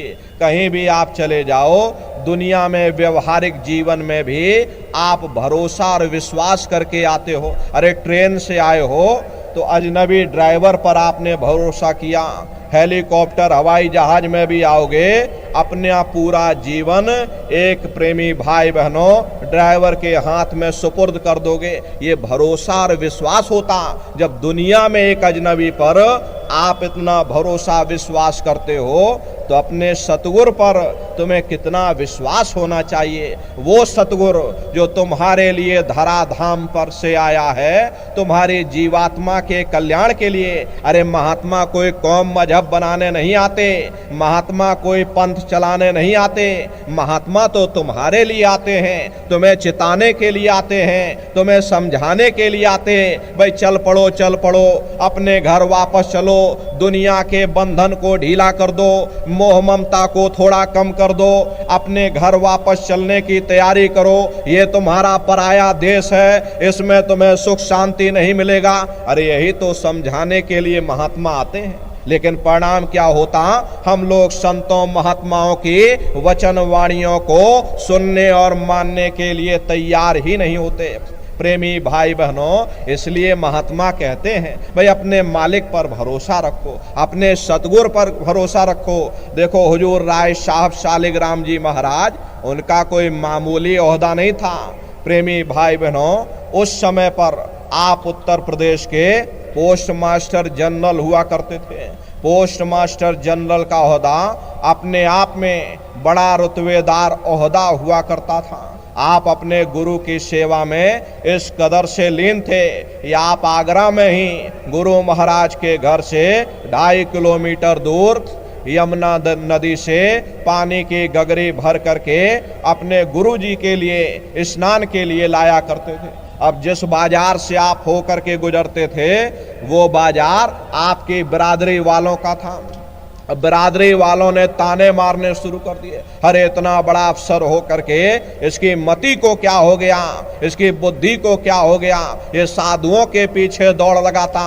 जब आपको इस बात का पता चला तो उन्होंने अपने पैरों में घुंघरू और बांध लिए ताकि जिसको ना पता चला हो उसको भी पता चल जाए। इसको कहते हैं सच्चा प्रेम। अरे जिसके हृदय में प्रेम का चिराग जल जाता है वे दुनिया के तानों बानों का, दुनिया के लोक लाज की परवाह नहीं करते। जाके हृदय गर गुरु प्रतीति और काल कर्म बातें नहीं जीती। जिसके हृदय में अपने गुरु के प्रति प्रेम है, श्रद्धा विश्वास है, ऐसे प्यारे साधकों को अंतिम समय में स्वयं सतगुरु लेने आते हैं। जो बेमुख गुरु से फिरते सो भव सागर में गिरते। जिन्होंने गुरु को मनुष्य समझ लिया, हाड़ मांस का पुतला समझ लिया, गुरु से विमुख हो गए, उनके सत्संग वचनों से विमुख हो गए, उनके दरबार से विमुख हो गए। ऐसे दुर्भागी जीव प्रेमी भाई बहनों नरकों और चौरासियों में भटकते रहते हैं। इसीलिए महात्मा कहते भाई तुम सोचो अपने मन में, कोई ना ही गुरु सम जग में, जिन जिन गुरु भक्ति धारी सो पहुँचे निज दरबारी। प्रेमी भाई बहनों जिन्होंने गुरु भक्ति कर ली, अपने सतगुरु पर भरोसा कर लिया। अरे गुरु यही कहते भाई एकमात्र भरोसा, भरोसा और विश्वास एक ऐसी सीढ़ी है जिस पर चल करके हम अपने घर वापस पहुंच सकते। महात्माओं की वचनवाणियों को, अपने सतगुरु की वचनवाणियों को मानो, उनके आदेशों पर चलो। जैसे साधन समझाते हैं, 1 घंटा सुबह 1 घंटा शाम नित्य नियम से भजन करो, उन पर भरोसा और विश्वास रखो। अरे प्रेमी भाई बहनों, भरोसा और विश्वास यही परमार्थ की कुंजी है। अंतर्घट के ताले को खोलने की कुंजी भरोसा और विश्वास है। आदेश का पालन है, गुरु भक्ति है। गुरु भक्ति यही है कि हम आदेश का पालन कर सकें। अगर आदेश का पालन न किया, अपने मन के कहने पर चल गए तो मन हमको न जाने किस ओर ले जा करके गिरा देगा। जिन्होंने मार मंडाला उन्हीं को सूरमा कहना। अरे बड़े बड़े ऋषि मुनि, पीर पैगंबर औलिया मन के कहने पर धोखा खा गए। इसलिए प्रेमी भाई बहनों, अपने मन को शांत रखो। जो तुम्हारी अंतरात्मा कहे, जो गुरु कहे, गुरु ने जो सत्संग सुनाया, गुरु ने जो वचनवाणी कही, गुरु महाराज की वचनवाणियों पर चल करके, उनके दिशा और निर्देश पर चल करके नित्य 1 घंटा सुबह 1 घंटा शाम भजन आप लोग करिएगा और धीरे धीरे समय को बढ़ाइएगा। हरे प्रेमियों, लेट कर चाहे बैठ करके जैसे आपसे बन सके, भजन ही एकमात्र आधार है। अगर भजन आपने ना किया तो कोई दूसरा उपाय नहीं, कोई तीसरा विकल्प नहीं। भजन आपको करना पड़ेगा। रैन बैन शैन में चाहे जैसी स्थिति में आप करो, भजन कर लोगे, ये दुख कष्ट मुसीबतें, ये रोग धोग सब तुम्हारे दूर हो जाएंगे। ये बीमारियां क्यों आती हैं, ये रोग धोग क्यों आते हैं, ये सुख क्यों आता है, ये दुख क्यों आता है, ये सब हमारे कर्मों के कारण आता। और जब हम भजन करेंगे, कर्म हमारे साफ हो जाएंगे, ना कोई दुख रहेगा, ना कोई तकलीफ रहेगी, ना कोई रोग धोग रहेगा। तो प्रेमी भाई बहनों, यही तो महात्मा समझाते हैं। भाई हम जो कहें, महात्मा जो कहें, उनकी वचनवाणियों पर चलने की कोशिश करो। महात्मा आपसे यही मांगते हैं, भाई तुम भजन करो, भजन करो, भजन करो। एक ही मात्र उपाय। प्रेमी भाई बहनों, यही महात्मा आपसे समझाने की कोशिश करते, भाई भजन कर लो, ये बार बार मौका नहीं मिलने वाला। बार बार ये समय नहीं मिलने वाला, बार बार ये मनुष्य शरीर तुमको नहीं मिलने वाला। अहो भाग्य है आपको ये मनुष्य शरीर मिल गया। इस मनुष्य रूपी मंदिर में बैठ करके अपने सतगुरु पर भरोसा और विश्वास रख करके सुरत शब्द नाम की कमाई यानी सुमरन ध्यान और भजन करिएगा।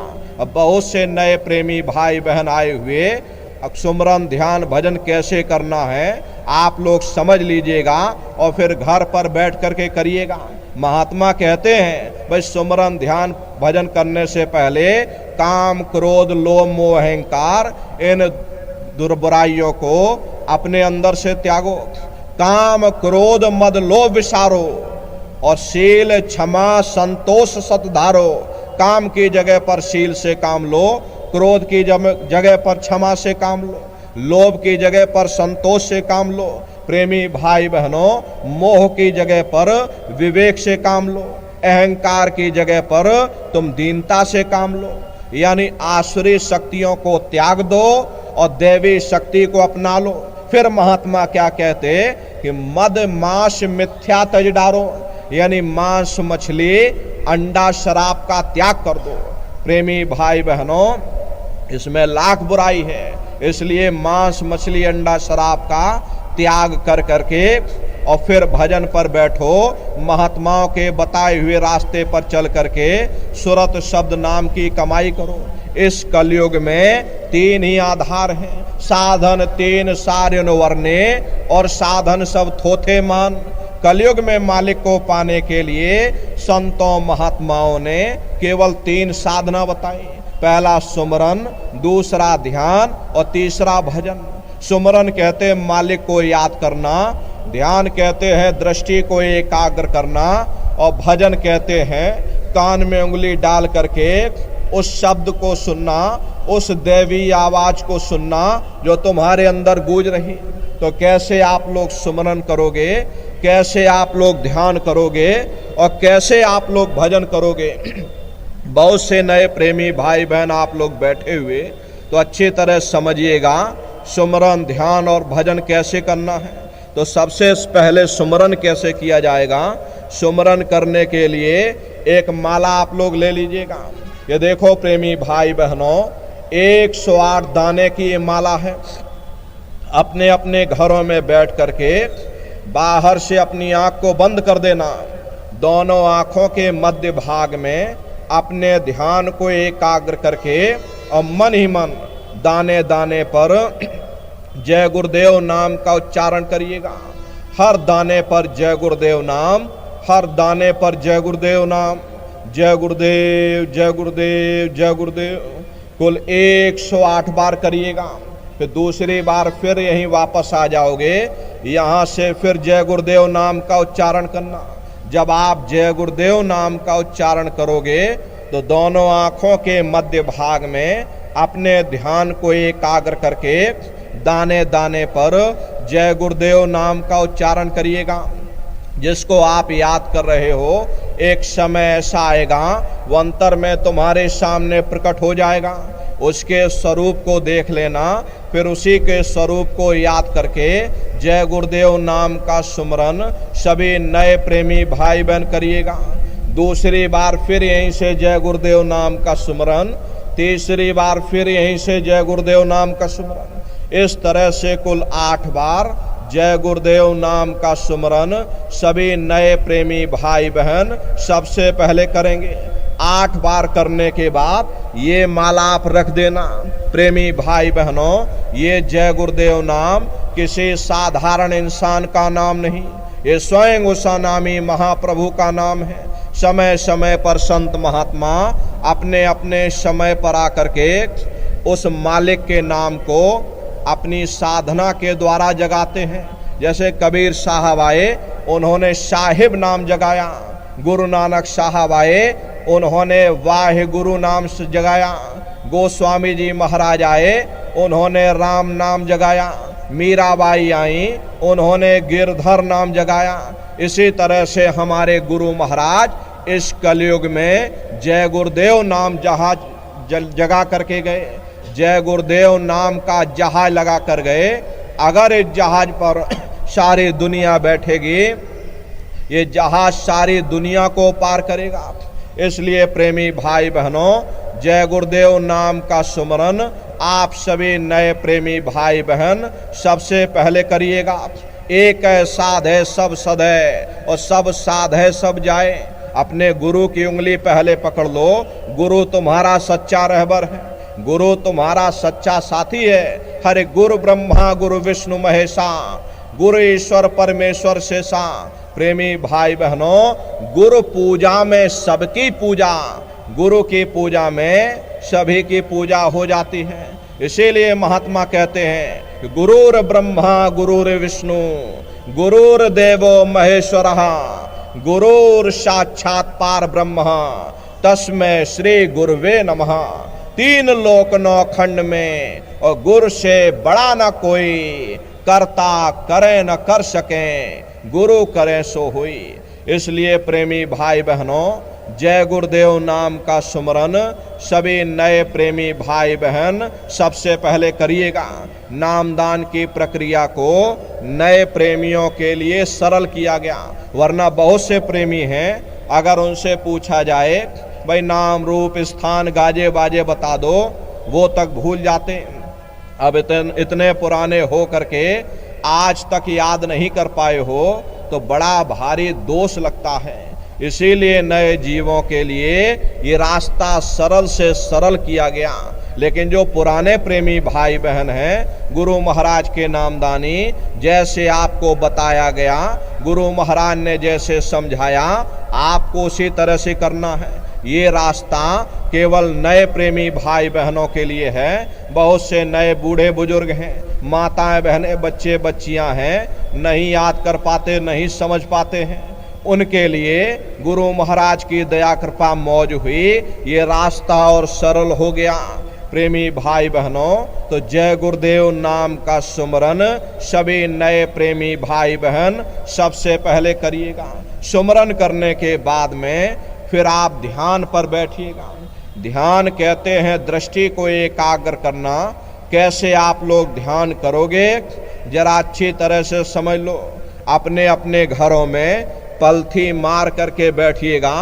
बाहर से अपनी आंख को बंद कर लेना। दोनों आंखों के मध्य भाग में जहां देवियां बिंदी लगाती हैं और पुरुष जहां पर टीका लगाते, दोनों आंखों के मध्य भाग में दूर सामने देखिएगा। सामने आपको अंधेरा दिखाई पड़ेगा। बस उसी अंधेरे में एक जगह पर आप अपनी दृष्टि को एकाग्र करिएगा। होशियारी यही रहे, ये आंखों की पुतलियां हिलने ना पाएं। शुरुआती समय में ये आंखों की पुतलियां हिलेंगी, लेकिन जब आप अभ्यास करोगे, करत करत अभ्यास ते जड़ मत होत सुजान। जब अभ्यास करते रहोगे तो आंखों की पुतलियां हिलना बंद हो जाएंगी। तो दूर सामने अंधेरे में एक जगह पर आप अपनी दृष्टि को रोकिएगा, या उस अंधेरे को ही देखते रहना। एक टक हो करके अंतर में सामने अंधेरे देखते रहिएगा, अंधेरे को देखते रहिएगा। दृष्टि अपने आप एकाग्र हो जाएगी। और जैसे ही आपकी दृष्टि सामने अंधेरे में एकाग्र होगी, सुई की नोक के बराबर काले में भी काला बिंदु, बड़ा चमकीला बिंदु होगा, तारे की तरह चमचम चमचम चमकेगा, वो सामने आपको दिखाई पड़ जाएगा।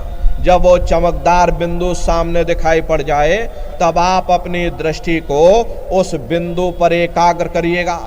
जब आप अपनी दृष्टि बिंदु पर एकाग्र करोगे तो बिंदु के चारों तरफ से बड़ा भारी प्रकाश निकलेगा। चक्र की तरह से बहुरंगी प्रकाश होगा। वो प्रकाश धीरे धीरे बड़ा होता चला जाएगा। साधक इतना मोहित हो जाता है कि बिंदु को तो छोड़ देता, दाएं बाएं प्रकाश को देखने में लग जाता। जब आप दाएं बाएं प्रकाश को देखने में लग जाओगे, चूंकि प्रकाश उस बिंदु से निकल रहा और आपने बिंदु को ही छोड़ दिया, प्रकाश को देखने में लग गए, तो प्रकाश भी गायब हो जाएगा, बिंदु भी गायब हो जाएगा, फिर अंतर में अंधेरा छा जाएगा। फिर आपको उतनी मेहनत करनी पड़ेगी। इसलिए प्रेमी भाई बहनों, दाएं बाएं बिल्कुल मत देखिएगा। आपका निशाना उस बिंदु पर टिका रहे जिसमें से वो प्रकाश निकल रहा। वही बिंदु दरवाजा है, वही बिंदु खिड़की है, उसी को हरि का द्वार यानी कि हरिद्वार कहा गया। बहुत विशाल वो दरवाजा, ये संसार कुछ नहीं। ऐसे प्रेमी भाई बहनों, लाखों संसार इकट्ठे करके एक साथ दरवाजे के अंदर डाल दिए जाएं, पता तक नहीं चलेगा। इतना विशाल वो हरि का द्वार तुम्हारे अंदर बना हुआ। आप दरवाजे के अंदर दाखिल हो जाओगे, बहुत बड़ा मैदान आपको अंतर में दिखाई पड़ेगा। उसी मैदान में जा कर के खड़े हो जाओगे तो सबसे पहले आपको अपने गुरु के स्वरूप का दर्शन होगा। वो आपकी उंगली को पकड़ करके आगे का सफर तय करेंगे। लेकिन प्रेमी भाई बहनों, गुरु के स्वरूप का दर्शन जब होगा जब आप जय गुरुदेव नाम का सुमरन करोगे। यदि आपने सुमरन न किया, जब आप उनको याद ही नहीं करोगे तो भला वो आपको दर्शन क्यों देंगे। और जब आपको दर्शन नहीं होगा तो आप आगे का सफर तय नहीं कर सकते। इसीलिए जय गुरुदेव नाम का सुमरन सबसे पहले आपको कराया जाता। जब आप सुमरन कर लोगे, फिर जब आप ध्यान पर बैठोगे और जब दरवाजे के अंदर दाखिल हो जाओगे तो सबसे पहले उन्हीं के स्वरूप का आपको दर्शन होगा। वो आपकी उंगली को पकड़ करके आगे का सफर तय करेंगे। तो यह है ध्यान करने का तरीका। एक बार फिर से आप लोग समझिए कैसे आपको ध्यान करना है। अपने अपने घरों में पलथी मैर मार करके बैठ जाइएगा। शरीर को हिलाना डुलाना नहीं और शरीर को टाइट मत करिएगा। बहुत से प्रेमी क्या करते हैं, जब आप ध्यान पर बैठते हो तो अपने शरीर को बिल्कुल टाइट कर देते हैं। यदि आप अपने शरीर को ही टाइट कर दोगे, ये शरीर आपका थक जाएगा, फिर शरीर ढीला पड़ जाएगा। इसलिए पहले से ही अपने शरीर को बिल्कुल ढीला छोड़ देना। आँखों को धीरे से बंद कर देना। इन आँखों पर भी कोई जोर मत देना। बहुत से प्रेमी क्या करते हैं, अपनी इन आँखों पर जोर लगाते हैं ताकि जल्दी से दृष्टि एकाग्र हो जाए, जल्दी से हमारी दृष्टि रुक जाए। यदि आप अपनी इन बाहरी आँखों पर जोर लगाओगे, आपकी आँखों की पुतलियों में दर्द होगा, फिर आप अपनी बाहरी आँखों को खोल दोगे। प्रेमी भाई बहनों, इन बाहरी आँखों का यहाँ पर कोई मतलब नहीं। जैसे सोते समय धीरे से आँख को बंद करते हो, ऐसे ही धीरे से आँख को बंद कर लेना।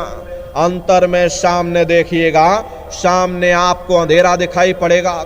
बस उसी अंधेरे में एक जगह पर आप अपनी दृष्टि को रोकिएगा या उस अंधेरे को ही देखते रहना। एक टक हो करके सामने अंधेरे को देखते रहिएगा। उस समय किसी के बारे में सोचना नहीं, किसी के बारे में विचार मत करिएगा। विचार करने की आदत हमारे अंदर पहले से पड़ी हुई है। हम किसी भी व्यक्ति को देखते हैं, देखने से पहले ही हम उस व्यक्ति के बारे में विचार करने लग जाते हैं। ये जो विचारों का बवंडर है, यही ध्यान में बाधक बन जाता है। कोशिश ये करना, जब आप ध्यान पर बैठो मन में कोई विचार ना आने पाए।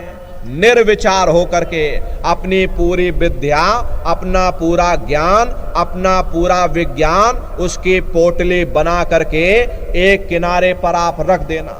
जब आप ध्यान पर बैठो, अपना ज्ञान विज्ञान एक किनारे कर दो। बुद्धि के तर्क और वितर्क और कुतर्क को एक किनारे पर रख देना। प्रेमी भाई बहनों, बिल्कुल खाली हो जाओ, बिल्कुल शून्य हो जाओ। ऐसा समझो कि हमको कुछ मालूम ही नहीं, हम बिल्कुल अज्ञानी हैं, हमारे अंदर कोई ज्ञान नहीं। निर्विचार हो करके, शून्य हो करके बस सामने उस अंधेरे को देखते रहो। मन भागे खींच कर लाओ, फिर उस अंधेरे को देखते रहो। देखते देखते देखते देखते आपकी दृष्टि उस अंधेरे में रुक जाएगी। और जैसे ही आपकी दृष्टि उस अंधेरे में एकाग्र होगी, सुई की नोक के बराबर काले में भी काला बिंदु, बड़ा चमकीला बिंदु होगा, तारे की तरह चम चम चम चम चमकेगा, वो सामने आपको दिखाई पड़ जाएगा। जब वो चमकदार बिंदु सामने दिखाई पड़ जाए, तब आप अपनी दृष्टि को उस बिंदु पर एकाग्र करिएगा। जब आप अपनी दृष्टि बिंदु पर एकाग्र करोगे तो वो बिंदु कभी दाईं तरफ चला जाएगा, कभी बाईं तरफ चला जाएगा, कभी ऊपर जाएगा, कभी नीचे चला जाएगा।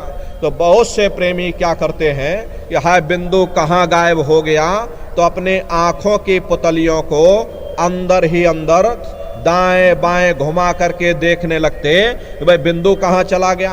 प्रेमी भाई बहनों, ये सावधानी रखिएगा, बिंदु गायब होता है, हो जाने देना।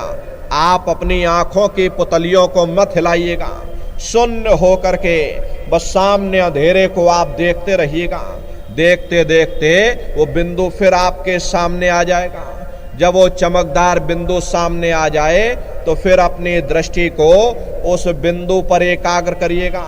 जब आप अपनी दृष्टि बिंदु पर एकाग्र कर लोगे, वही बिंदु दरवाजा है, वो दरवाजा खुल जाएगा, ये शिव नेत्र खुल जाएगा, ये दिव्य दृष्टि खुल जाएगी और आप दरवाजे के अंदर दाखिल हो जाओगे।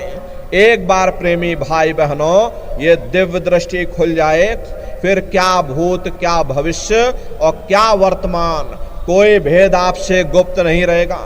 लाखों वर्ष पहले क्या हुआ था, भविष्य में क्या होने वाला है, आप बैठ करके ध्यान में सब कुछ देख सकते हैं। तो यह है ध्यान करने का तरीका। और तीसरा है भजन। भजन कहते हो शब्द को सुनना, उस नाम को सुनना जिस नाम को पकड़ करके ये जीवात्माएं ऊपर से आई थी, उसी नाम को, शब्द को पकड़ना, उस आवाज को पकड़ना। तो कैसे आप लोग भजन करोगे जरा अच्छी तरह समझ लीजिए। ये दोनों उंगली कानों में डाल करके ये कानों को बंद कर लेना। कान इसीलिए बंद किए जाते हैं ताकि बाहर की कोई आवाज हमको सुनाई ना पड़े।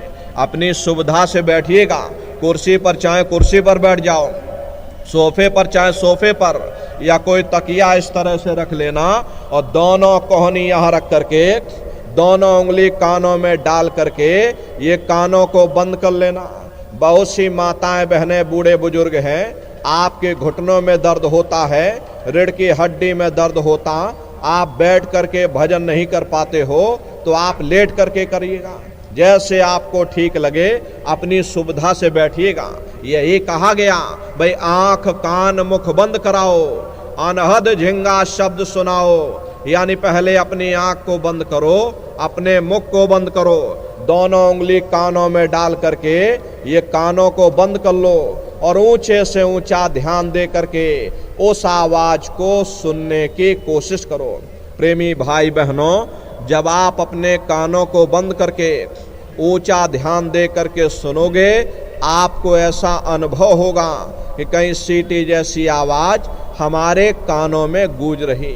टी, इस तरह से सीटी जैसी आवाज शुरू में आप सभी को सुनाई पड़ेगी। करना आपको कुछ नहीं, लेटे हो चाहे बैठे हो, बस आप उस आवाज को सुनते रहना। सुनते सुनते उसी में लीन हो जाओ। जब आप उसमें लीन हो जाओगे तो कुछ समय बाद में दोबारा आपको अनुभव होगा कि कहीं बड़ी दूर से एक महीन आवाज, घंटे और शंख की आवाज हमारे कानों में बज रही। जैसे मंदिरों में घंटियां बजती हैं, टन टन टन। बाहर तो आपने नकल किया, महात्माओं ने कहा था भाई शरीर तुम्हारा सच्चा हरि मंदिर है। इसी हरि मंदिर के अंदर 24 घंटे और शंख की आवाज गूंज रही। उसी घंटे शंख की आवाज को महात्माओं ने शब्द कहा। अरे आपकी धर्म पुस्तकों में लिखा है कि पोथी पढ़ पढ़ जग मुआ, पंडित भया न कोई, और 2.5 अक्षर प्रेम का पढ़े सो पंडित होई। दुनिया वाले कहते हैं कि 2.5 अक्षर का मतलब प्रेम है। अरे प्रेम नहीं है, प्रेम में तो मात्रा लगी हुई। यहाँ पर जिस 2.5 अक्षर का वर्णन उन महात्माओं ने किया वो है शब्द शा आदा बा और दा। उसी शब्द को महात्माओं ने नाम कहा। कलयुग केवल नाम अधारा, सुमेर सुमेर नर उतर ही पारा। कलयुग में केवल नाम का आधार है, वो नाम तुम्हारे अंदर 24 घंटे गूंज रहा। तो उसी घंटे शंख की आवाज को महात्माओं ने शब्द या नाम कहा, उसी को मुसलमान फकीरों ने कलमा कह करके याद किया, उसी को ईसा मसीह साहब ने वर्ड या लागस कहकर याद किया, उसी को गुरु नानक साहब ने अनहद वाणी कह करके याद किया। चीन में जो महात्मा हुए उन्होंने इसको ताओ कहकर याद किया। हिंदू महात्माओं ने इसे देववाणी आकाशवाणी कह करके याद किया। उन अलग अलग महात्माओं ने अपनी अपनी भाषा में हम लोगों को समझाने की कोशिश की कि भाई वो घंटे शंख की आवाज 2400 घंटे तुम्हारे अंदर गूंज रही, वो आपको सुनाई पड़ेगी।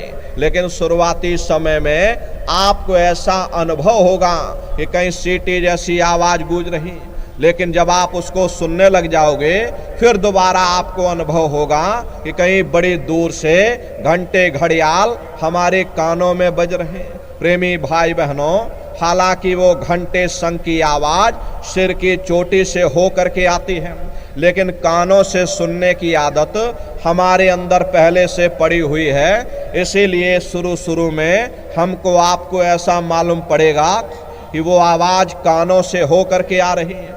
प्रेमी भाई बहनों, जब आपको आवाज सुनाई पड़ने लग जाए तब आप उस आवाज को पकड़ लेना, उसको सुनते रहना, सुनते सुनते उसी में लीन हो जाना। जब आप उसमें लीन हो जाओगे तो वो आवाज धीरे धीरे बढ़ना शुरू होगी और बढ़ते बढ़ते इस कदर बढ़ेगी कि आपके रोम रोम में घंटे और शंख की आवाज गूंजने लग जाएगी। अरे बड़ी घनघोर आवाज होती, बड़ी मधुर वो आवाज होती।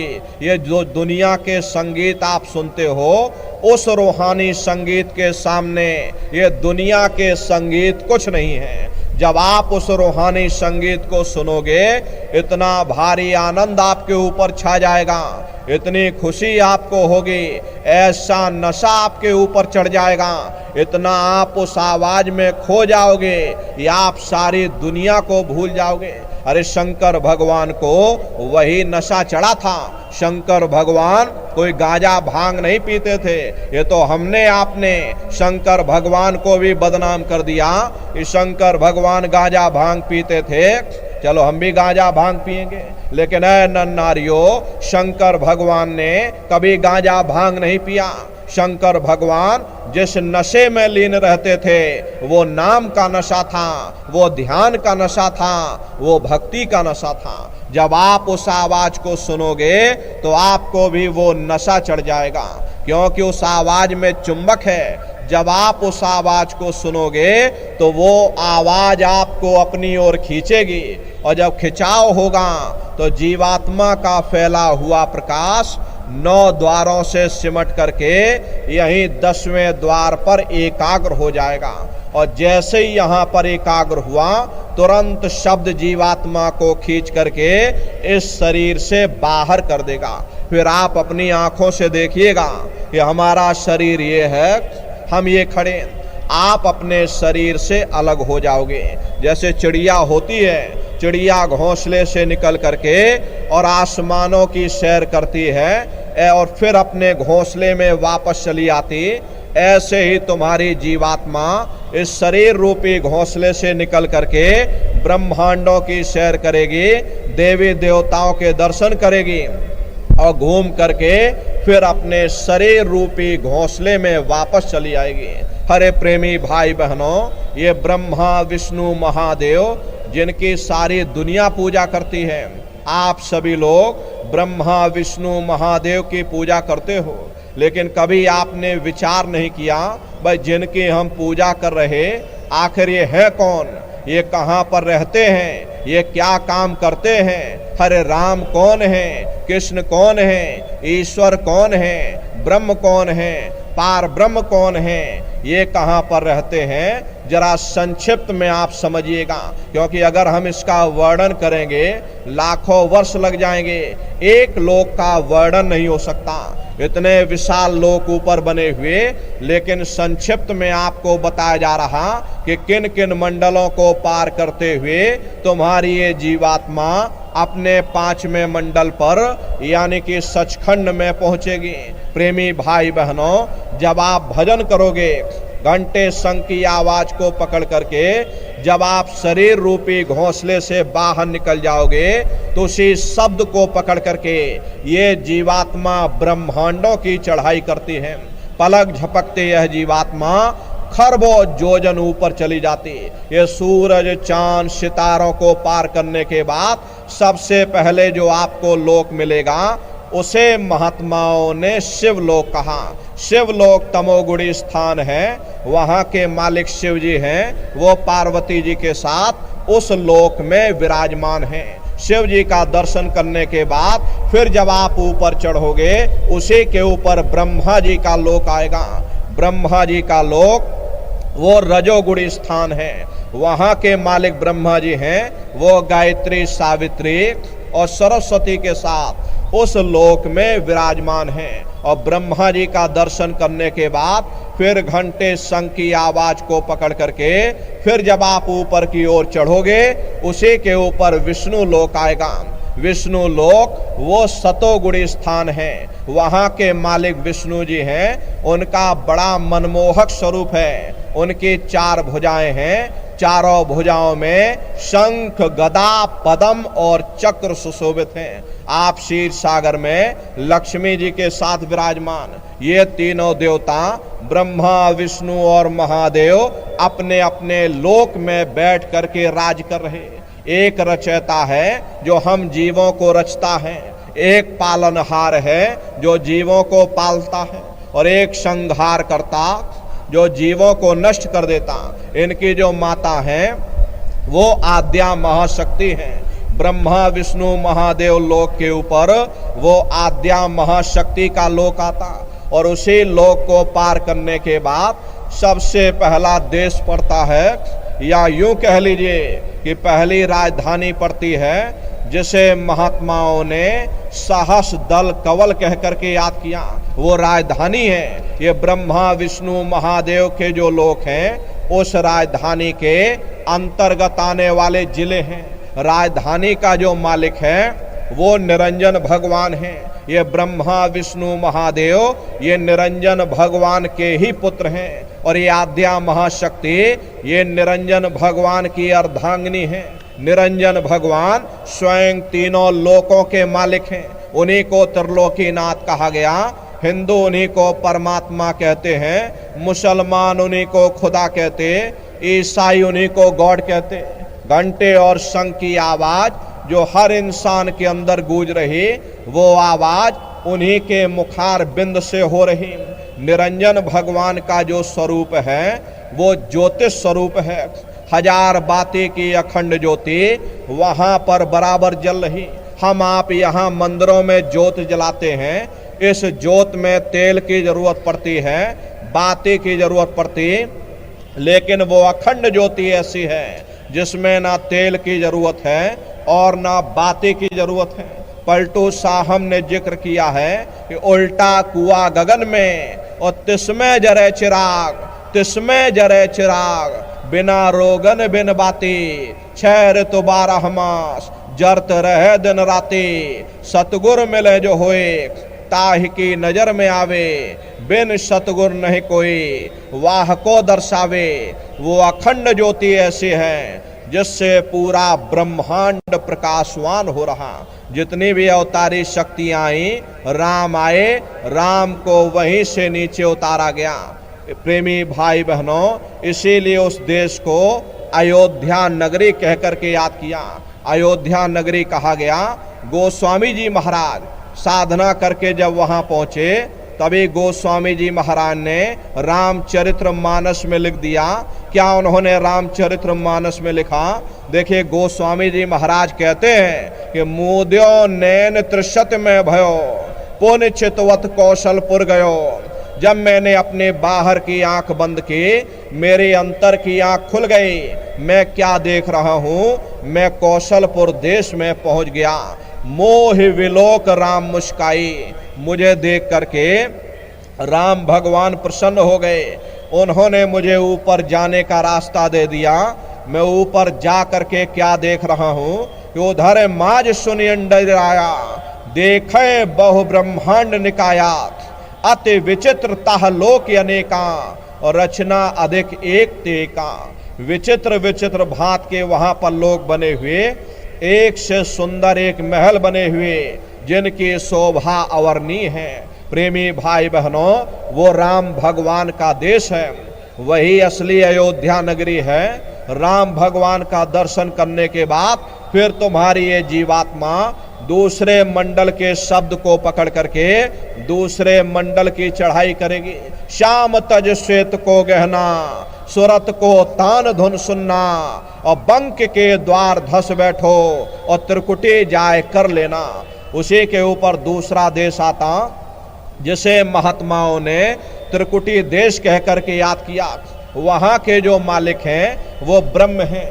वहीं से मन माया की उत्पत्ति हुई, वहीं से तीन गुण, रजोगुण, तमोगुण, सतोगुण, तीनों गुणों की उत्पत्ति वहीं से हुई। ये जो आपके वेद हैं, वेदों को सारी दुनिया पढ़ती है, वेदों की भी उत्पत्ति उसी स्थान से हुई है। अरे महात्मा कहते हैं, भाई त्रिकुटी महल में विद्या सारा, घर हर गरजे बजे नगारा, और लाल वरण सूरज उजियारा। वहां पर दो धुने, बादलों की गर्जन और मृदंग की आवाज वहां पर बराबर गूंजती रहती है। प्रेमी भाई बहनों, ओम का जाप बराबर वहां पर होता रहता।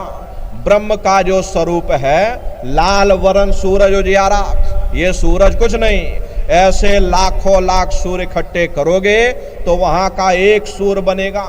प्रेमी भाई बहनों, ब्रह्म का जो स्वरूप है वो सुबह के लाल सूर्य के समान है, इसीलिए वहां का पूरा ब्रह्मांड लाल है। जहां तक आपकी निगाह जाएगी, ब्रह्म देश में चारों तरफ आपको लाल ही लाल नजर आएगा। अरे महात्मा जब साधना करके वहां पहुंचे, तभी महात्माओं ने लिख दिया, लाली मेरे लाल की, जित देखूं त लाल, लाली देखन में गई और मैं भी हो गई लाल। वो पूरा ब्रह्मांड ही लाल है। जितने साधक वहां पहुंच जाते हैं, उन सभी को योगेश्वर कहा जाता। जैसे व्यास जी हुए, वशिष्ठ जी हुए, वाल्मीकि जी हुए, इन सब की पहुंच वहीं तक थी। इसीलिए कहा गया कि वाल्मीकि भय ब्रह्म समाना। जब इनकी जीवात्मा वहां पहुंची और जब इन्होंने ब्रह्म का दर्शन किया, इनका स्वरूप भी ब्रह्म के समान, यानी कि ब्रह्म स्वरूप हो गया। तो जितने साधक वहां पहुंच जाते हैं, उन सभी को योगेश्वर कहा जाता। योगेश्वर भगवान श्री कृष्ण उसी देश में वास करते। ये जो ब्रह्म देश है वो श्री कृष्ण भगवान का ही देश है, और श्री कृष्ण भगवान वहीं पर रहते हैं। प्रेमी भाई बहनों, श्री कृष्ण भगवान का दर्शन करने के बाद फिर तुम्हारी ये जीवात्मा तीसरे मंडल के शब्द को पकड़ करके तीसरे मंडल की चढ़ाई करेगी। आगे पहुंची सुन झंकार, ररंकार ध्वनि सुनी पुकार, आगे श्वेत शून्य है भाई, और मान सरोवर पैठ नहीं। उसी के ऊपर तीसरा देश आता है, जिसे महात्माओं ने शून्य देश कहा। उसी को रारंग देश कहा जाता, उसी को अक्षर और नेति कहा जाता। वहाँ के जो मालिक हैं वो रारंग पुरुष, यानी कि पार ब्रह्म पुरुष हैं। वहाँ किंगरी और सारंगी दो धुनें उस लोक में बराबर गूंजती रहती हैं। प्रेमी भाई बहनों, रारंग पुरुष का जो स्वरूप है, यानी कि पार ब्रह्म पुरुष का जो स्वरूप है, वो पूर्णमासी के चंद्रमा के समान बड़ा ही मनमोहक स्वरूप है। प्रेमी भाई बहनों, एक बहुत विशाल मान सरोवर वहाँ पर बनाया गया, जिस पर ये जीवात्माएं वहाँ पर पहुँच करके उसी मान सरोवर में ये जीवात्माएं स्नान करती हैं। वहाँ स्नान करने के बाद फिर तुम्हारी ये जीवात्मा चौथे मंडल के शब्द को पकड़ करके चौथे मंडल की चढ़ाई करते हैं। दो पर्वत के संग निहारो और भंवर गुफाते संत पुकारो। दो पर्वतों को पार करने के बाद वो बड़ा सुंदर देश आता है, जिसे महात्माओं ने भंवर गुफा कहा। वहाँ के जो मालिक हैं वो सोहंग पुरुष हैं।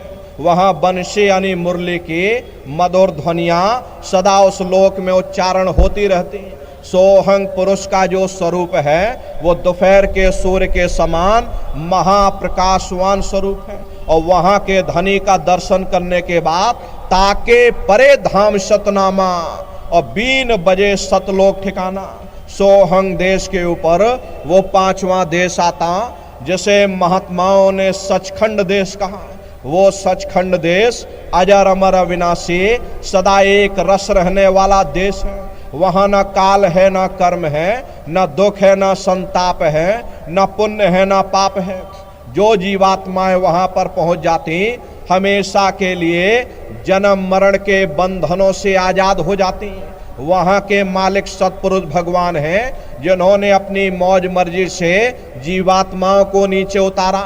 वहीं से हम आप नीचे उतारे गए और फिर शब्द को पकड़ करके शब्द शब्द पौड़ी पर चढ़कर पहुंचो सचखंड सतनाम। शब्द की सीढ़ी हर मंजिल पर लगा रखी। आपने भजन किया, घंटे शंख की आवाज को पकड़ा तो आप पहले मंडल पर पहुंच जाओगे। वहीं पर आपको दूसरे मंडल का शब्द सुनाई पड़ेगा, उसे आप पकड़ लोगे तो दूसरे मंडल पर चढ़ जाओगे। फिर वहीं से आपको तीसरे मंडल का शब्द सुनाई पड़ेगा, उसे आप पकड़ लोगे, तब आप तीसरे मंडल पर चढ़ जाओगे। ऐसे ही शब्द दर शब्द, मंजिल दर मंजिल ये जीवात्मा अपने देश वापस पहुंच जाती। तो शब्द कब पकड़ में आएगा? जब आप भजन करोगे। और भजन कैसे किया जाएगा? एक बार अच्छे से समझ लीजिए। ये आंख और कान को बंद करिएगा, ऊंचा ध्यान दे करके सुनना। शुरू में सीटी जैसी आवाज आपको सुनाई पड़ेगी, उसे आप पकड़ लेना, सुनते रहना। सुनते सुनते उसी में लीन हो जाओ। जब आप उसमें लीन हो जाओगे तो कुछ समय बाद में दोबारा आपको अनुभव होगा कि कहीं बड़ी दूर से एक महीन आवाज, घंटे और शंख की आवाज हमारे कानों में गूंज रही। जब घंटे शंख की आवाज आपको सुनाई पड़ने लग जाए, तब आप सीटी की आवाज को छोड़ देना और घंटे शंख की आवाज को पकड़ लेना। एक बार प्रेमी भाई बहनों, आप उस आवाज को पकड़ लो, फिर वो आवाज आपको नहीं छोड़ेगी, खींच करके और शरीर से बाहर कर देगी। रोज आना, रोज जाना, रोज ब्रह्मांडों की सैर करना, रोज देवी देवताओं के दर्शन करना, रोज आसमानों की उड़ान भरना और घूम करके फिर अपने शरीर रूपी घोंसले में वापस चले आना। ये भजन करने का तरीका। सुमरन, ध्यान और भजन 3 क्रियाएं आपको बताई गई। नित्य नियम से करिएगा, रास्ता बिल्कुल सच्चा है। आप करोगे, आपको अनुभव होगा, दिखाई भी देगा और सुनाई भी पड़ेगा। लेकिन इतना ध्यान रखिएगा, जो भी दिखाई सुनाई पड़े अपने अंदर हजम करिएगा। जितना हजम कर ले जाओगे उतना रास्ता खुलता चला जाएगा।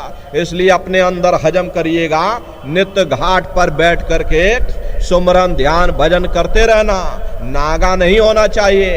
हरे शरीर को भोजन देते हो, सुबह दोपहर शाम खाते हो, लेकिन कभी आपने विचार नहीं किया ये जीवात्मा जो जन्म जन्मांतरों से भूखी प्यासी है, कभी आपने इसको भोजन नहीं दिया। और इसका भोजन शब्द है, इसका भोजन नाम है। अपना नियम बनाओ कि पहले हम अपनी जीवात्मा को भोजन देंगे, फिर अपने शरीर को भोजन देंगे। अगर ये नियम आपने बना लिया तो अरे आपका लोक भी बन जाएगा और परलोक भी बन जाएगा। इसलिए अपना अपना नियम बनाइएगा कि पहले जीवात्मा को भोजन, फिर शरीर को भोजन। हम लोग उल्टा करते हैं, हम लोग इस चीज का ध्यान नहीं रखते। पहले शरीर को भोजन दे देते हैं और जब शरीर में भोजन चला जाएगा सुस्ती आ जाएगी और हम लोग सो जाएंगे और सोते सोते ये जीवन एक दिन हाथ से छूट जाएगा। इसलिए प्रेमी भाई बहनों, अपना नियम आप लोग बनाइएगा कि पहले जीवात्मा को भोजन, फिर अपने शरीर को भोजन। ये नियम अगर आपका बन गया तो लोक और परलोक आपका दोनों बन जाएगा। हरे प्रेमी भाई बहनों, उस मालिक को पाने के लिए तुम्हें घर बार छोड़ने की जरूरत नहीं है, तुम्हें बाल बच्चे छोड़ने की जरूरत नहीं है, तुम्हें समाज छोड़ने की जरूरत नहीं है। अरे अपने अपने घर परिवार में रहो, अपने समाज में रहो, समाज की रीत नीति के अनुसार रहो, मेहनत और ईमानदारी से काम करो और 24 घंटे में घंटा 2 घंटा अपनी जीवात्मा के कल्याण के लिए सुरत शब्द नाम की कमाई यानी सुमरन ध्यान और भजन करिएगा। यही दौलत तुम्हारे काम आएगी, बाकी सब यहीं पड़ा रह जाएगा। सुई की एक नोक भी तुम्हारे साथ में जाने वाली नहीं है। अरे बड़े बड़े राजे महाराजे सारी जिंदगी उन्होंने ये किला बनाते बनाते गुजार दिया। आज उनके किलों को जाकर देखिए, आज खंडहर बने पड़े हुए।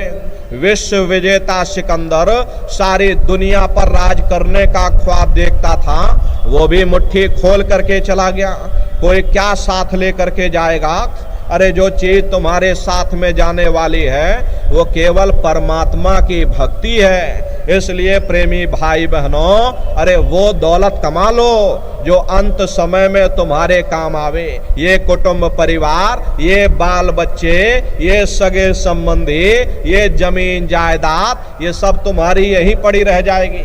अरे प्रेमी भाई बहनों, अरे आप अपने अपने घर से यहाँ दरबार में आए हो तो पूरा बंदोबस्त करके चले होगे। भाई मथुरा जाना है, कैसे जाना है? साइकिल से जाना है कि मोटरसाइकिल से जाना है, बस से जाना है या ट्रेन से जाना? रास्ते के लिए क्या क्या सामान ले जाना? गर्मी का मौसम है और अभी आंधी भी आ रही, कहीं पानी ना गिर जाए उसका भी इंतजाम करना है। तिरपाल और पन्नी भी ले जाना है, थोड़ा बहुत कपड़े भी रख लेना है और थोड़ा सत्तू चना चबेना भी रख लेना। अरे पूरा बंदोबस्त करके चलते हो, लेकिन आप ये कैसे भूल गए कि शरीर को छोड़ करके तुम्हें और भी कहीं जाना है? किस राह जाना है, कैसे जाना है, कहाँ जाना है, रास्ते के लिए क्या क्या सामान ले जाना? अरे हम लोग कभी उस पर विचार नहीं करते। मोह माया की गफलत में मनुष्य की अकल मारी गई, मनुष्य विचार नहीं कर पाता।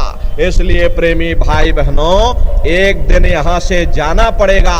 ये जीवात्मा इस पिंजड़े को खाली करेगी। कहाँ जाओगे, कैसे जाओगे, कौन तुम्हारा सहायक होगा? अरे जहां जाओगे वहां कोई झोपड़ी बनाई के नहीं बनाई, कोई छप्पर छाया के नहीं छाया, कभी उस पर भी विचार करिएगा। इसलिए प्रेमी भाई बहनों, वो दौलत कमा लो जो अंत समय में तुम्हारे काम आवे। सुमरन ध्यान और भजन नित्य नियम से करिएगा। सभी लोग शाकाहारी रहना, क्योंकि हमारे गुरु महाराज ने शाकाहार पर विशेष जोर दिया। गुरु महाराज हमारे कहते थे, ए बच्चे बच्चियों, तुम लोग शाकाहारी रहना, शाकाहार का प्रचार करते रहना, इसी से देश और दुनिया में भारी परिवर्तन होगा। अरे नन्नारियों, परिवर्तन कोई कानून बनाने से नहीं होता, परिवर्तन कोई आंदोलन करने से नहीं होता, परिवर्तन कोई तोड़फोड़ करने से नहीं होता।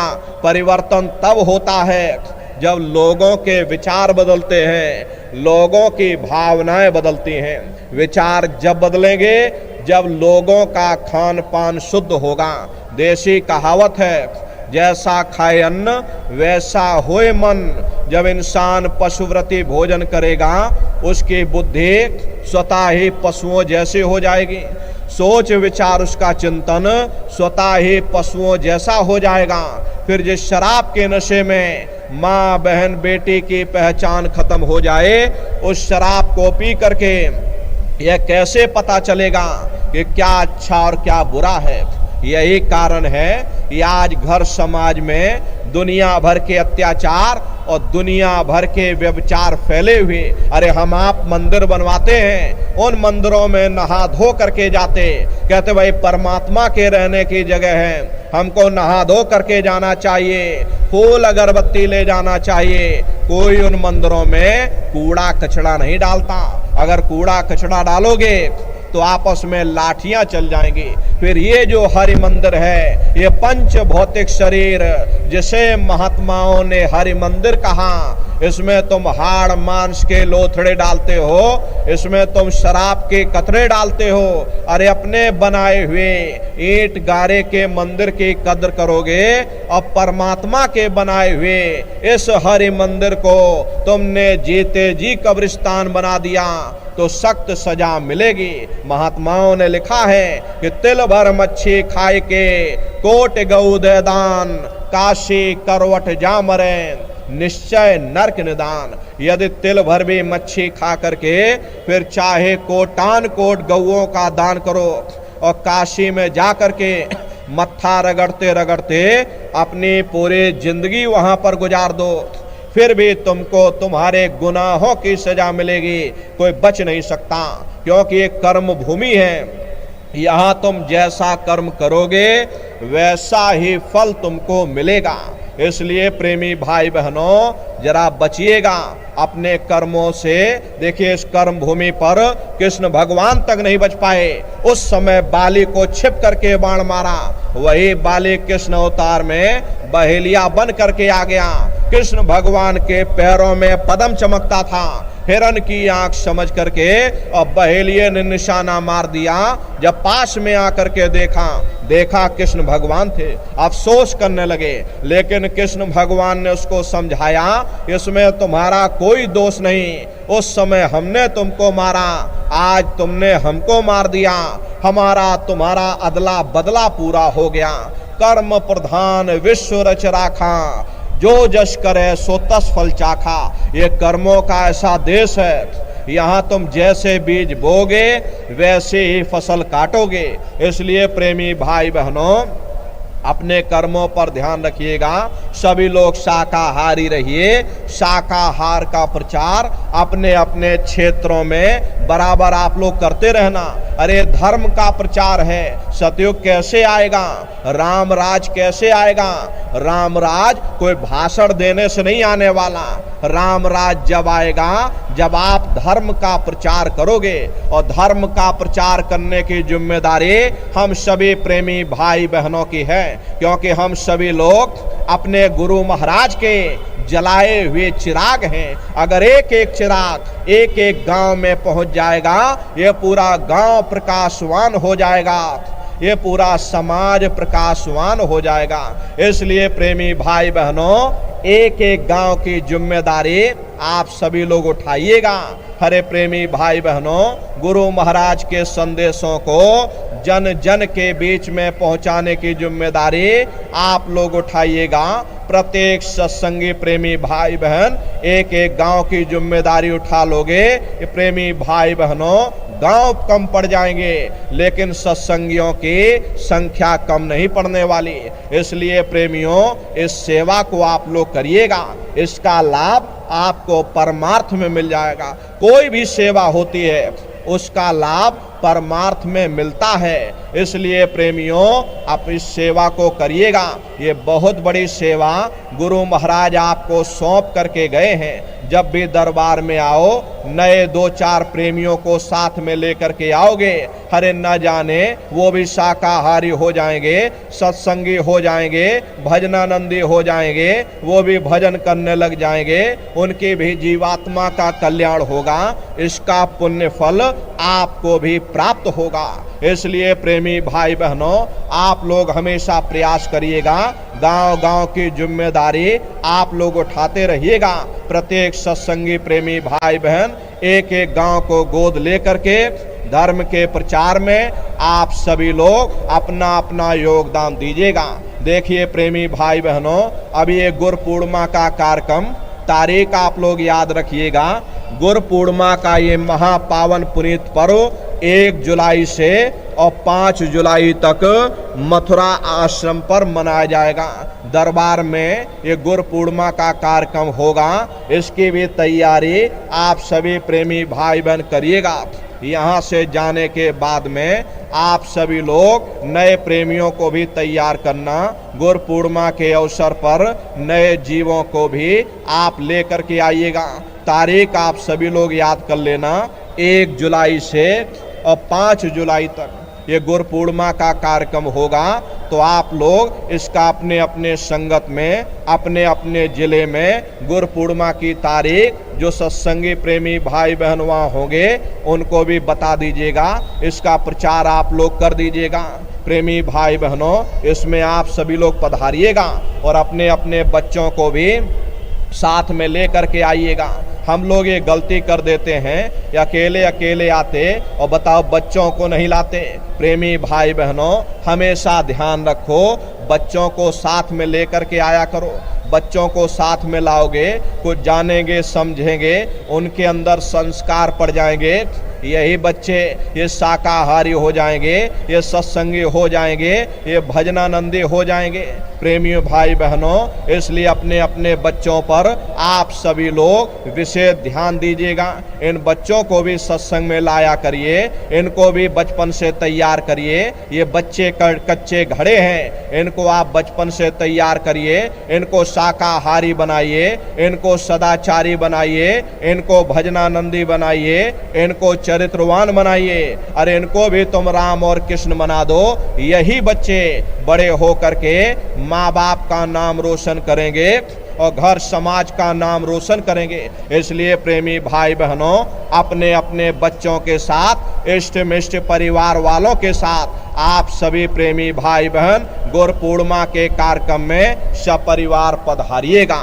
इसी के साथ अब हम अपनी वाणी को विराम देंगे। देखो प्रेमी भाई बहनों, अभी आप लोग बैठे रहिएगा, एक प्रार्थना आप सभी प्रेमी भाई बहन करेंगे, उसके बाद ये समापन का कार्यक्रम होगा। तो अभी सभी लोग बैठे रहिए और बैठ करके मालिक को याद करते हुए एक प्रार्थना आप सभी लोग करिएगा। और देखो प्रेमी भाई बहनों, गुरु महाराज की दया कृपा से मंदिर में पूजन का कार्यक्रम प्रारंभ हो चुका है। यहाँ से उठने के बाद में जैसे आपको ठीक लगे, आराम आराम से, भीड़ ज़्यादा है इसलिए बारी बारी से आप लोग जाइएगा। मंदिर में पूजन करना, समाधि पर पूजन करके और प्रसाद लीजिएगा। तो सभी प्रेमी भाई बहन एक प्रार्थना आप लोग करिएगा। प्रार्थना के बाद में आप लोग बारी बारी से पूजन प्रसाद आप लोग लेते रहिएगा। प्रेमी भाई बहनों, गुरु महाराज के दरबार में आप सभी लोग पधारे हो। भंडारे के इस महापावन पुनीत पर्व पर देश के कोने कोने से पधारे हुए सभी सत्संगी प्रेमी भाई बहनों की तरफ से गुरु महाराज के श्री चरणों में यही अरदास, यही कामना करते हैं कि हे मालिक, हम सभी प्रेमी भाई बहनों को अपने चरणों में लगाए रखना, अपनी पनाह में लगाए रखना, अपने दरबार से जोड़े रखना। हम सभी प्रेमी भाई बहन आपके दरबार से जुड़े रहें, संगत की सेवाओं में हम अपना योगदान दे सकें, इतना सक्षम हमको बनाना, भजन ध्यान सुमरन कर सकें, ऐसा निरोगी काया, निरोगी शरीर हमको देना। प्रेमी भाई बहनों, यही अरदास, यही कामना गुरु महाराज के श्री चरणों में हम सभी प्रेमी भाई बहनों से करते हैं। और प्रेमी भाई बहनों, आप सभी प्रेमियों को देश के कोने कोने से आप लोग पधारे हो। गुरु महाराज के भंडारे के पर्व पर आप सभी प्रेमी भाई बहनों को बहुत बहुत साधुवाद है, आपको बहुत बहुत धन्यवाद है। आप सभी प्रेमी भाई बहन बैठ करके मालिक को याद करते हुए एक प्रार्थना कीजिएगा। बोलो जय गुरुदेव, जय गुरुदेव, जय गुरुदेव, जय गुरुदेव, जय गुरुदेव।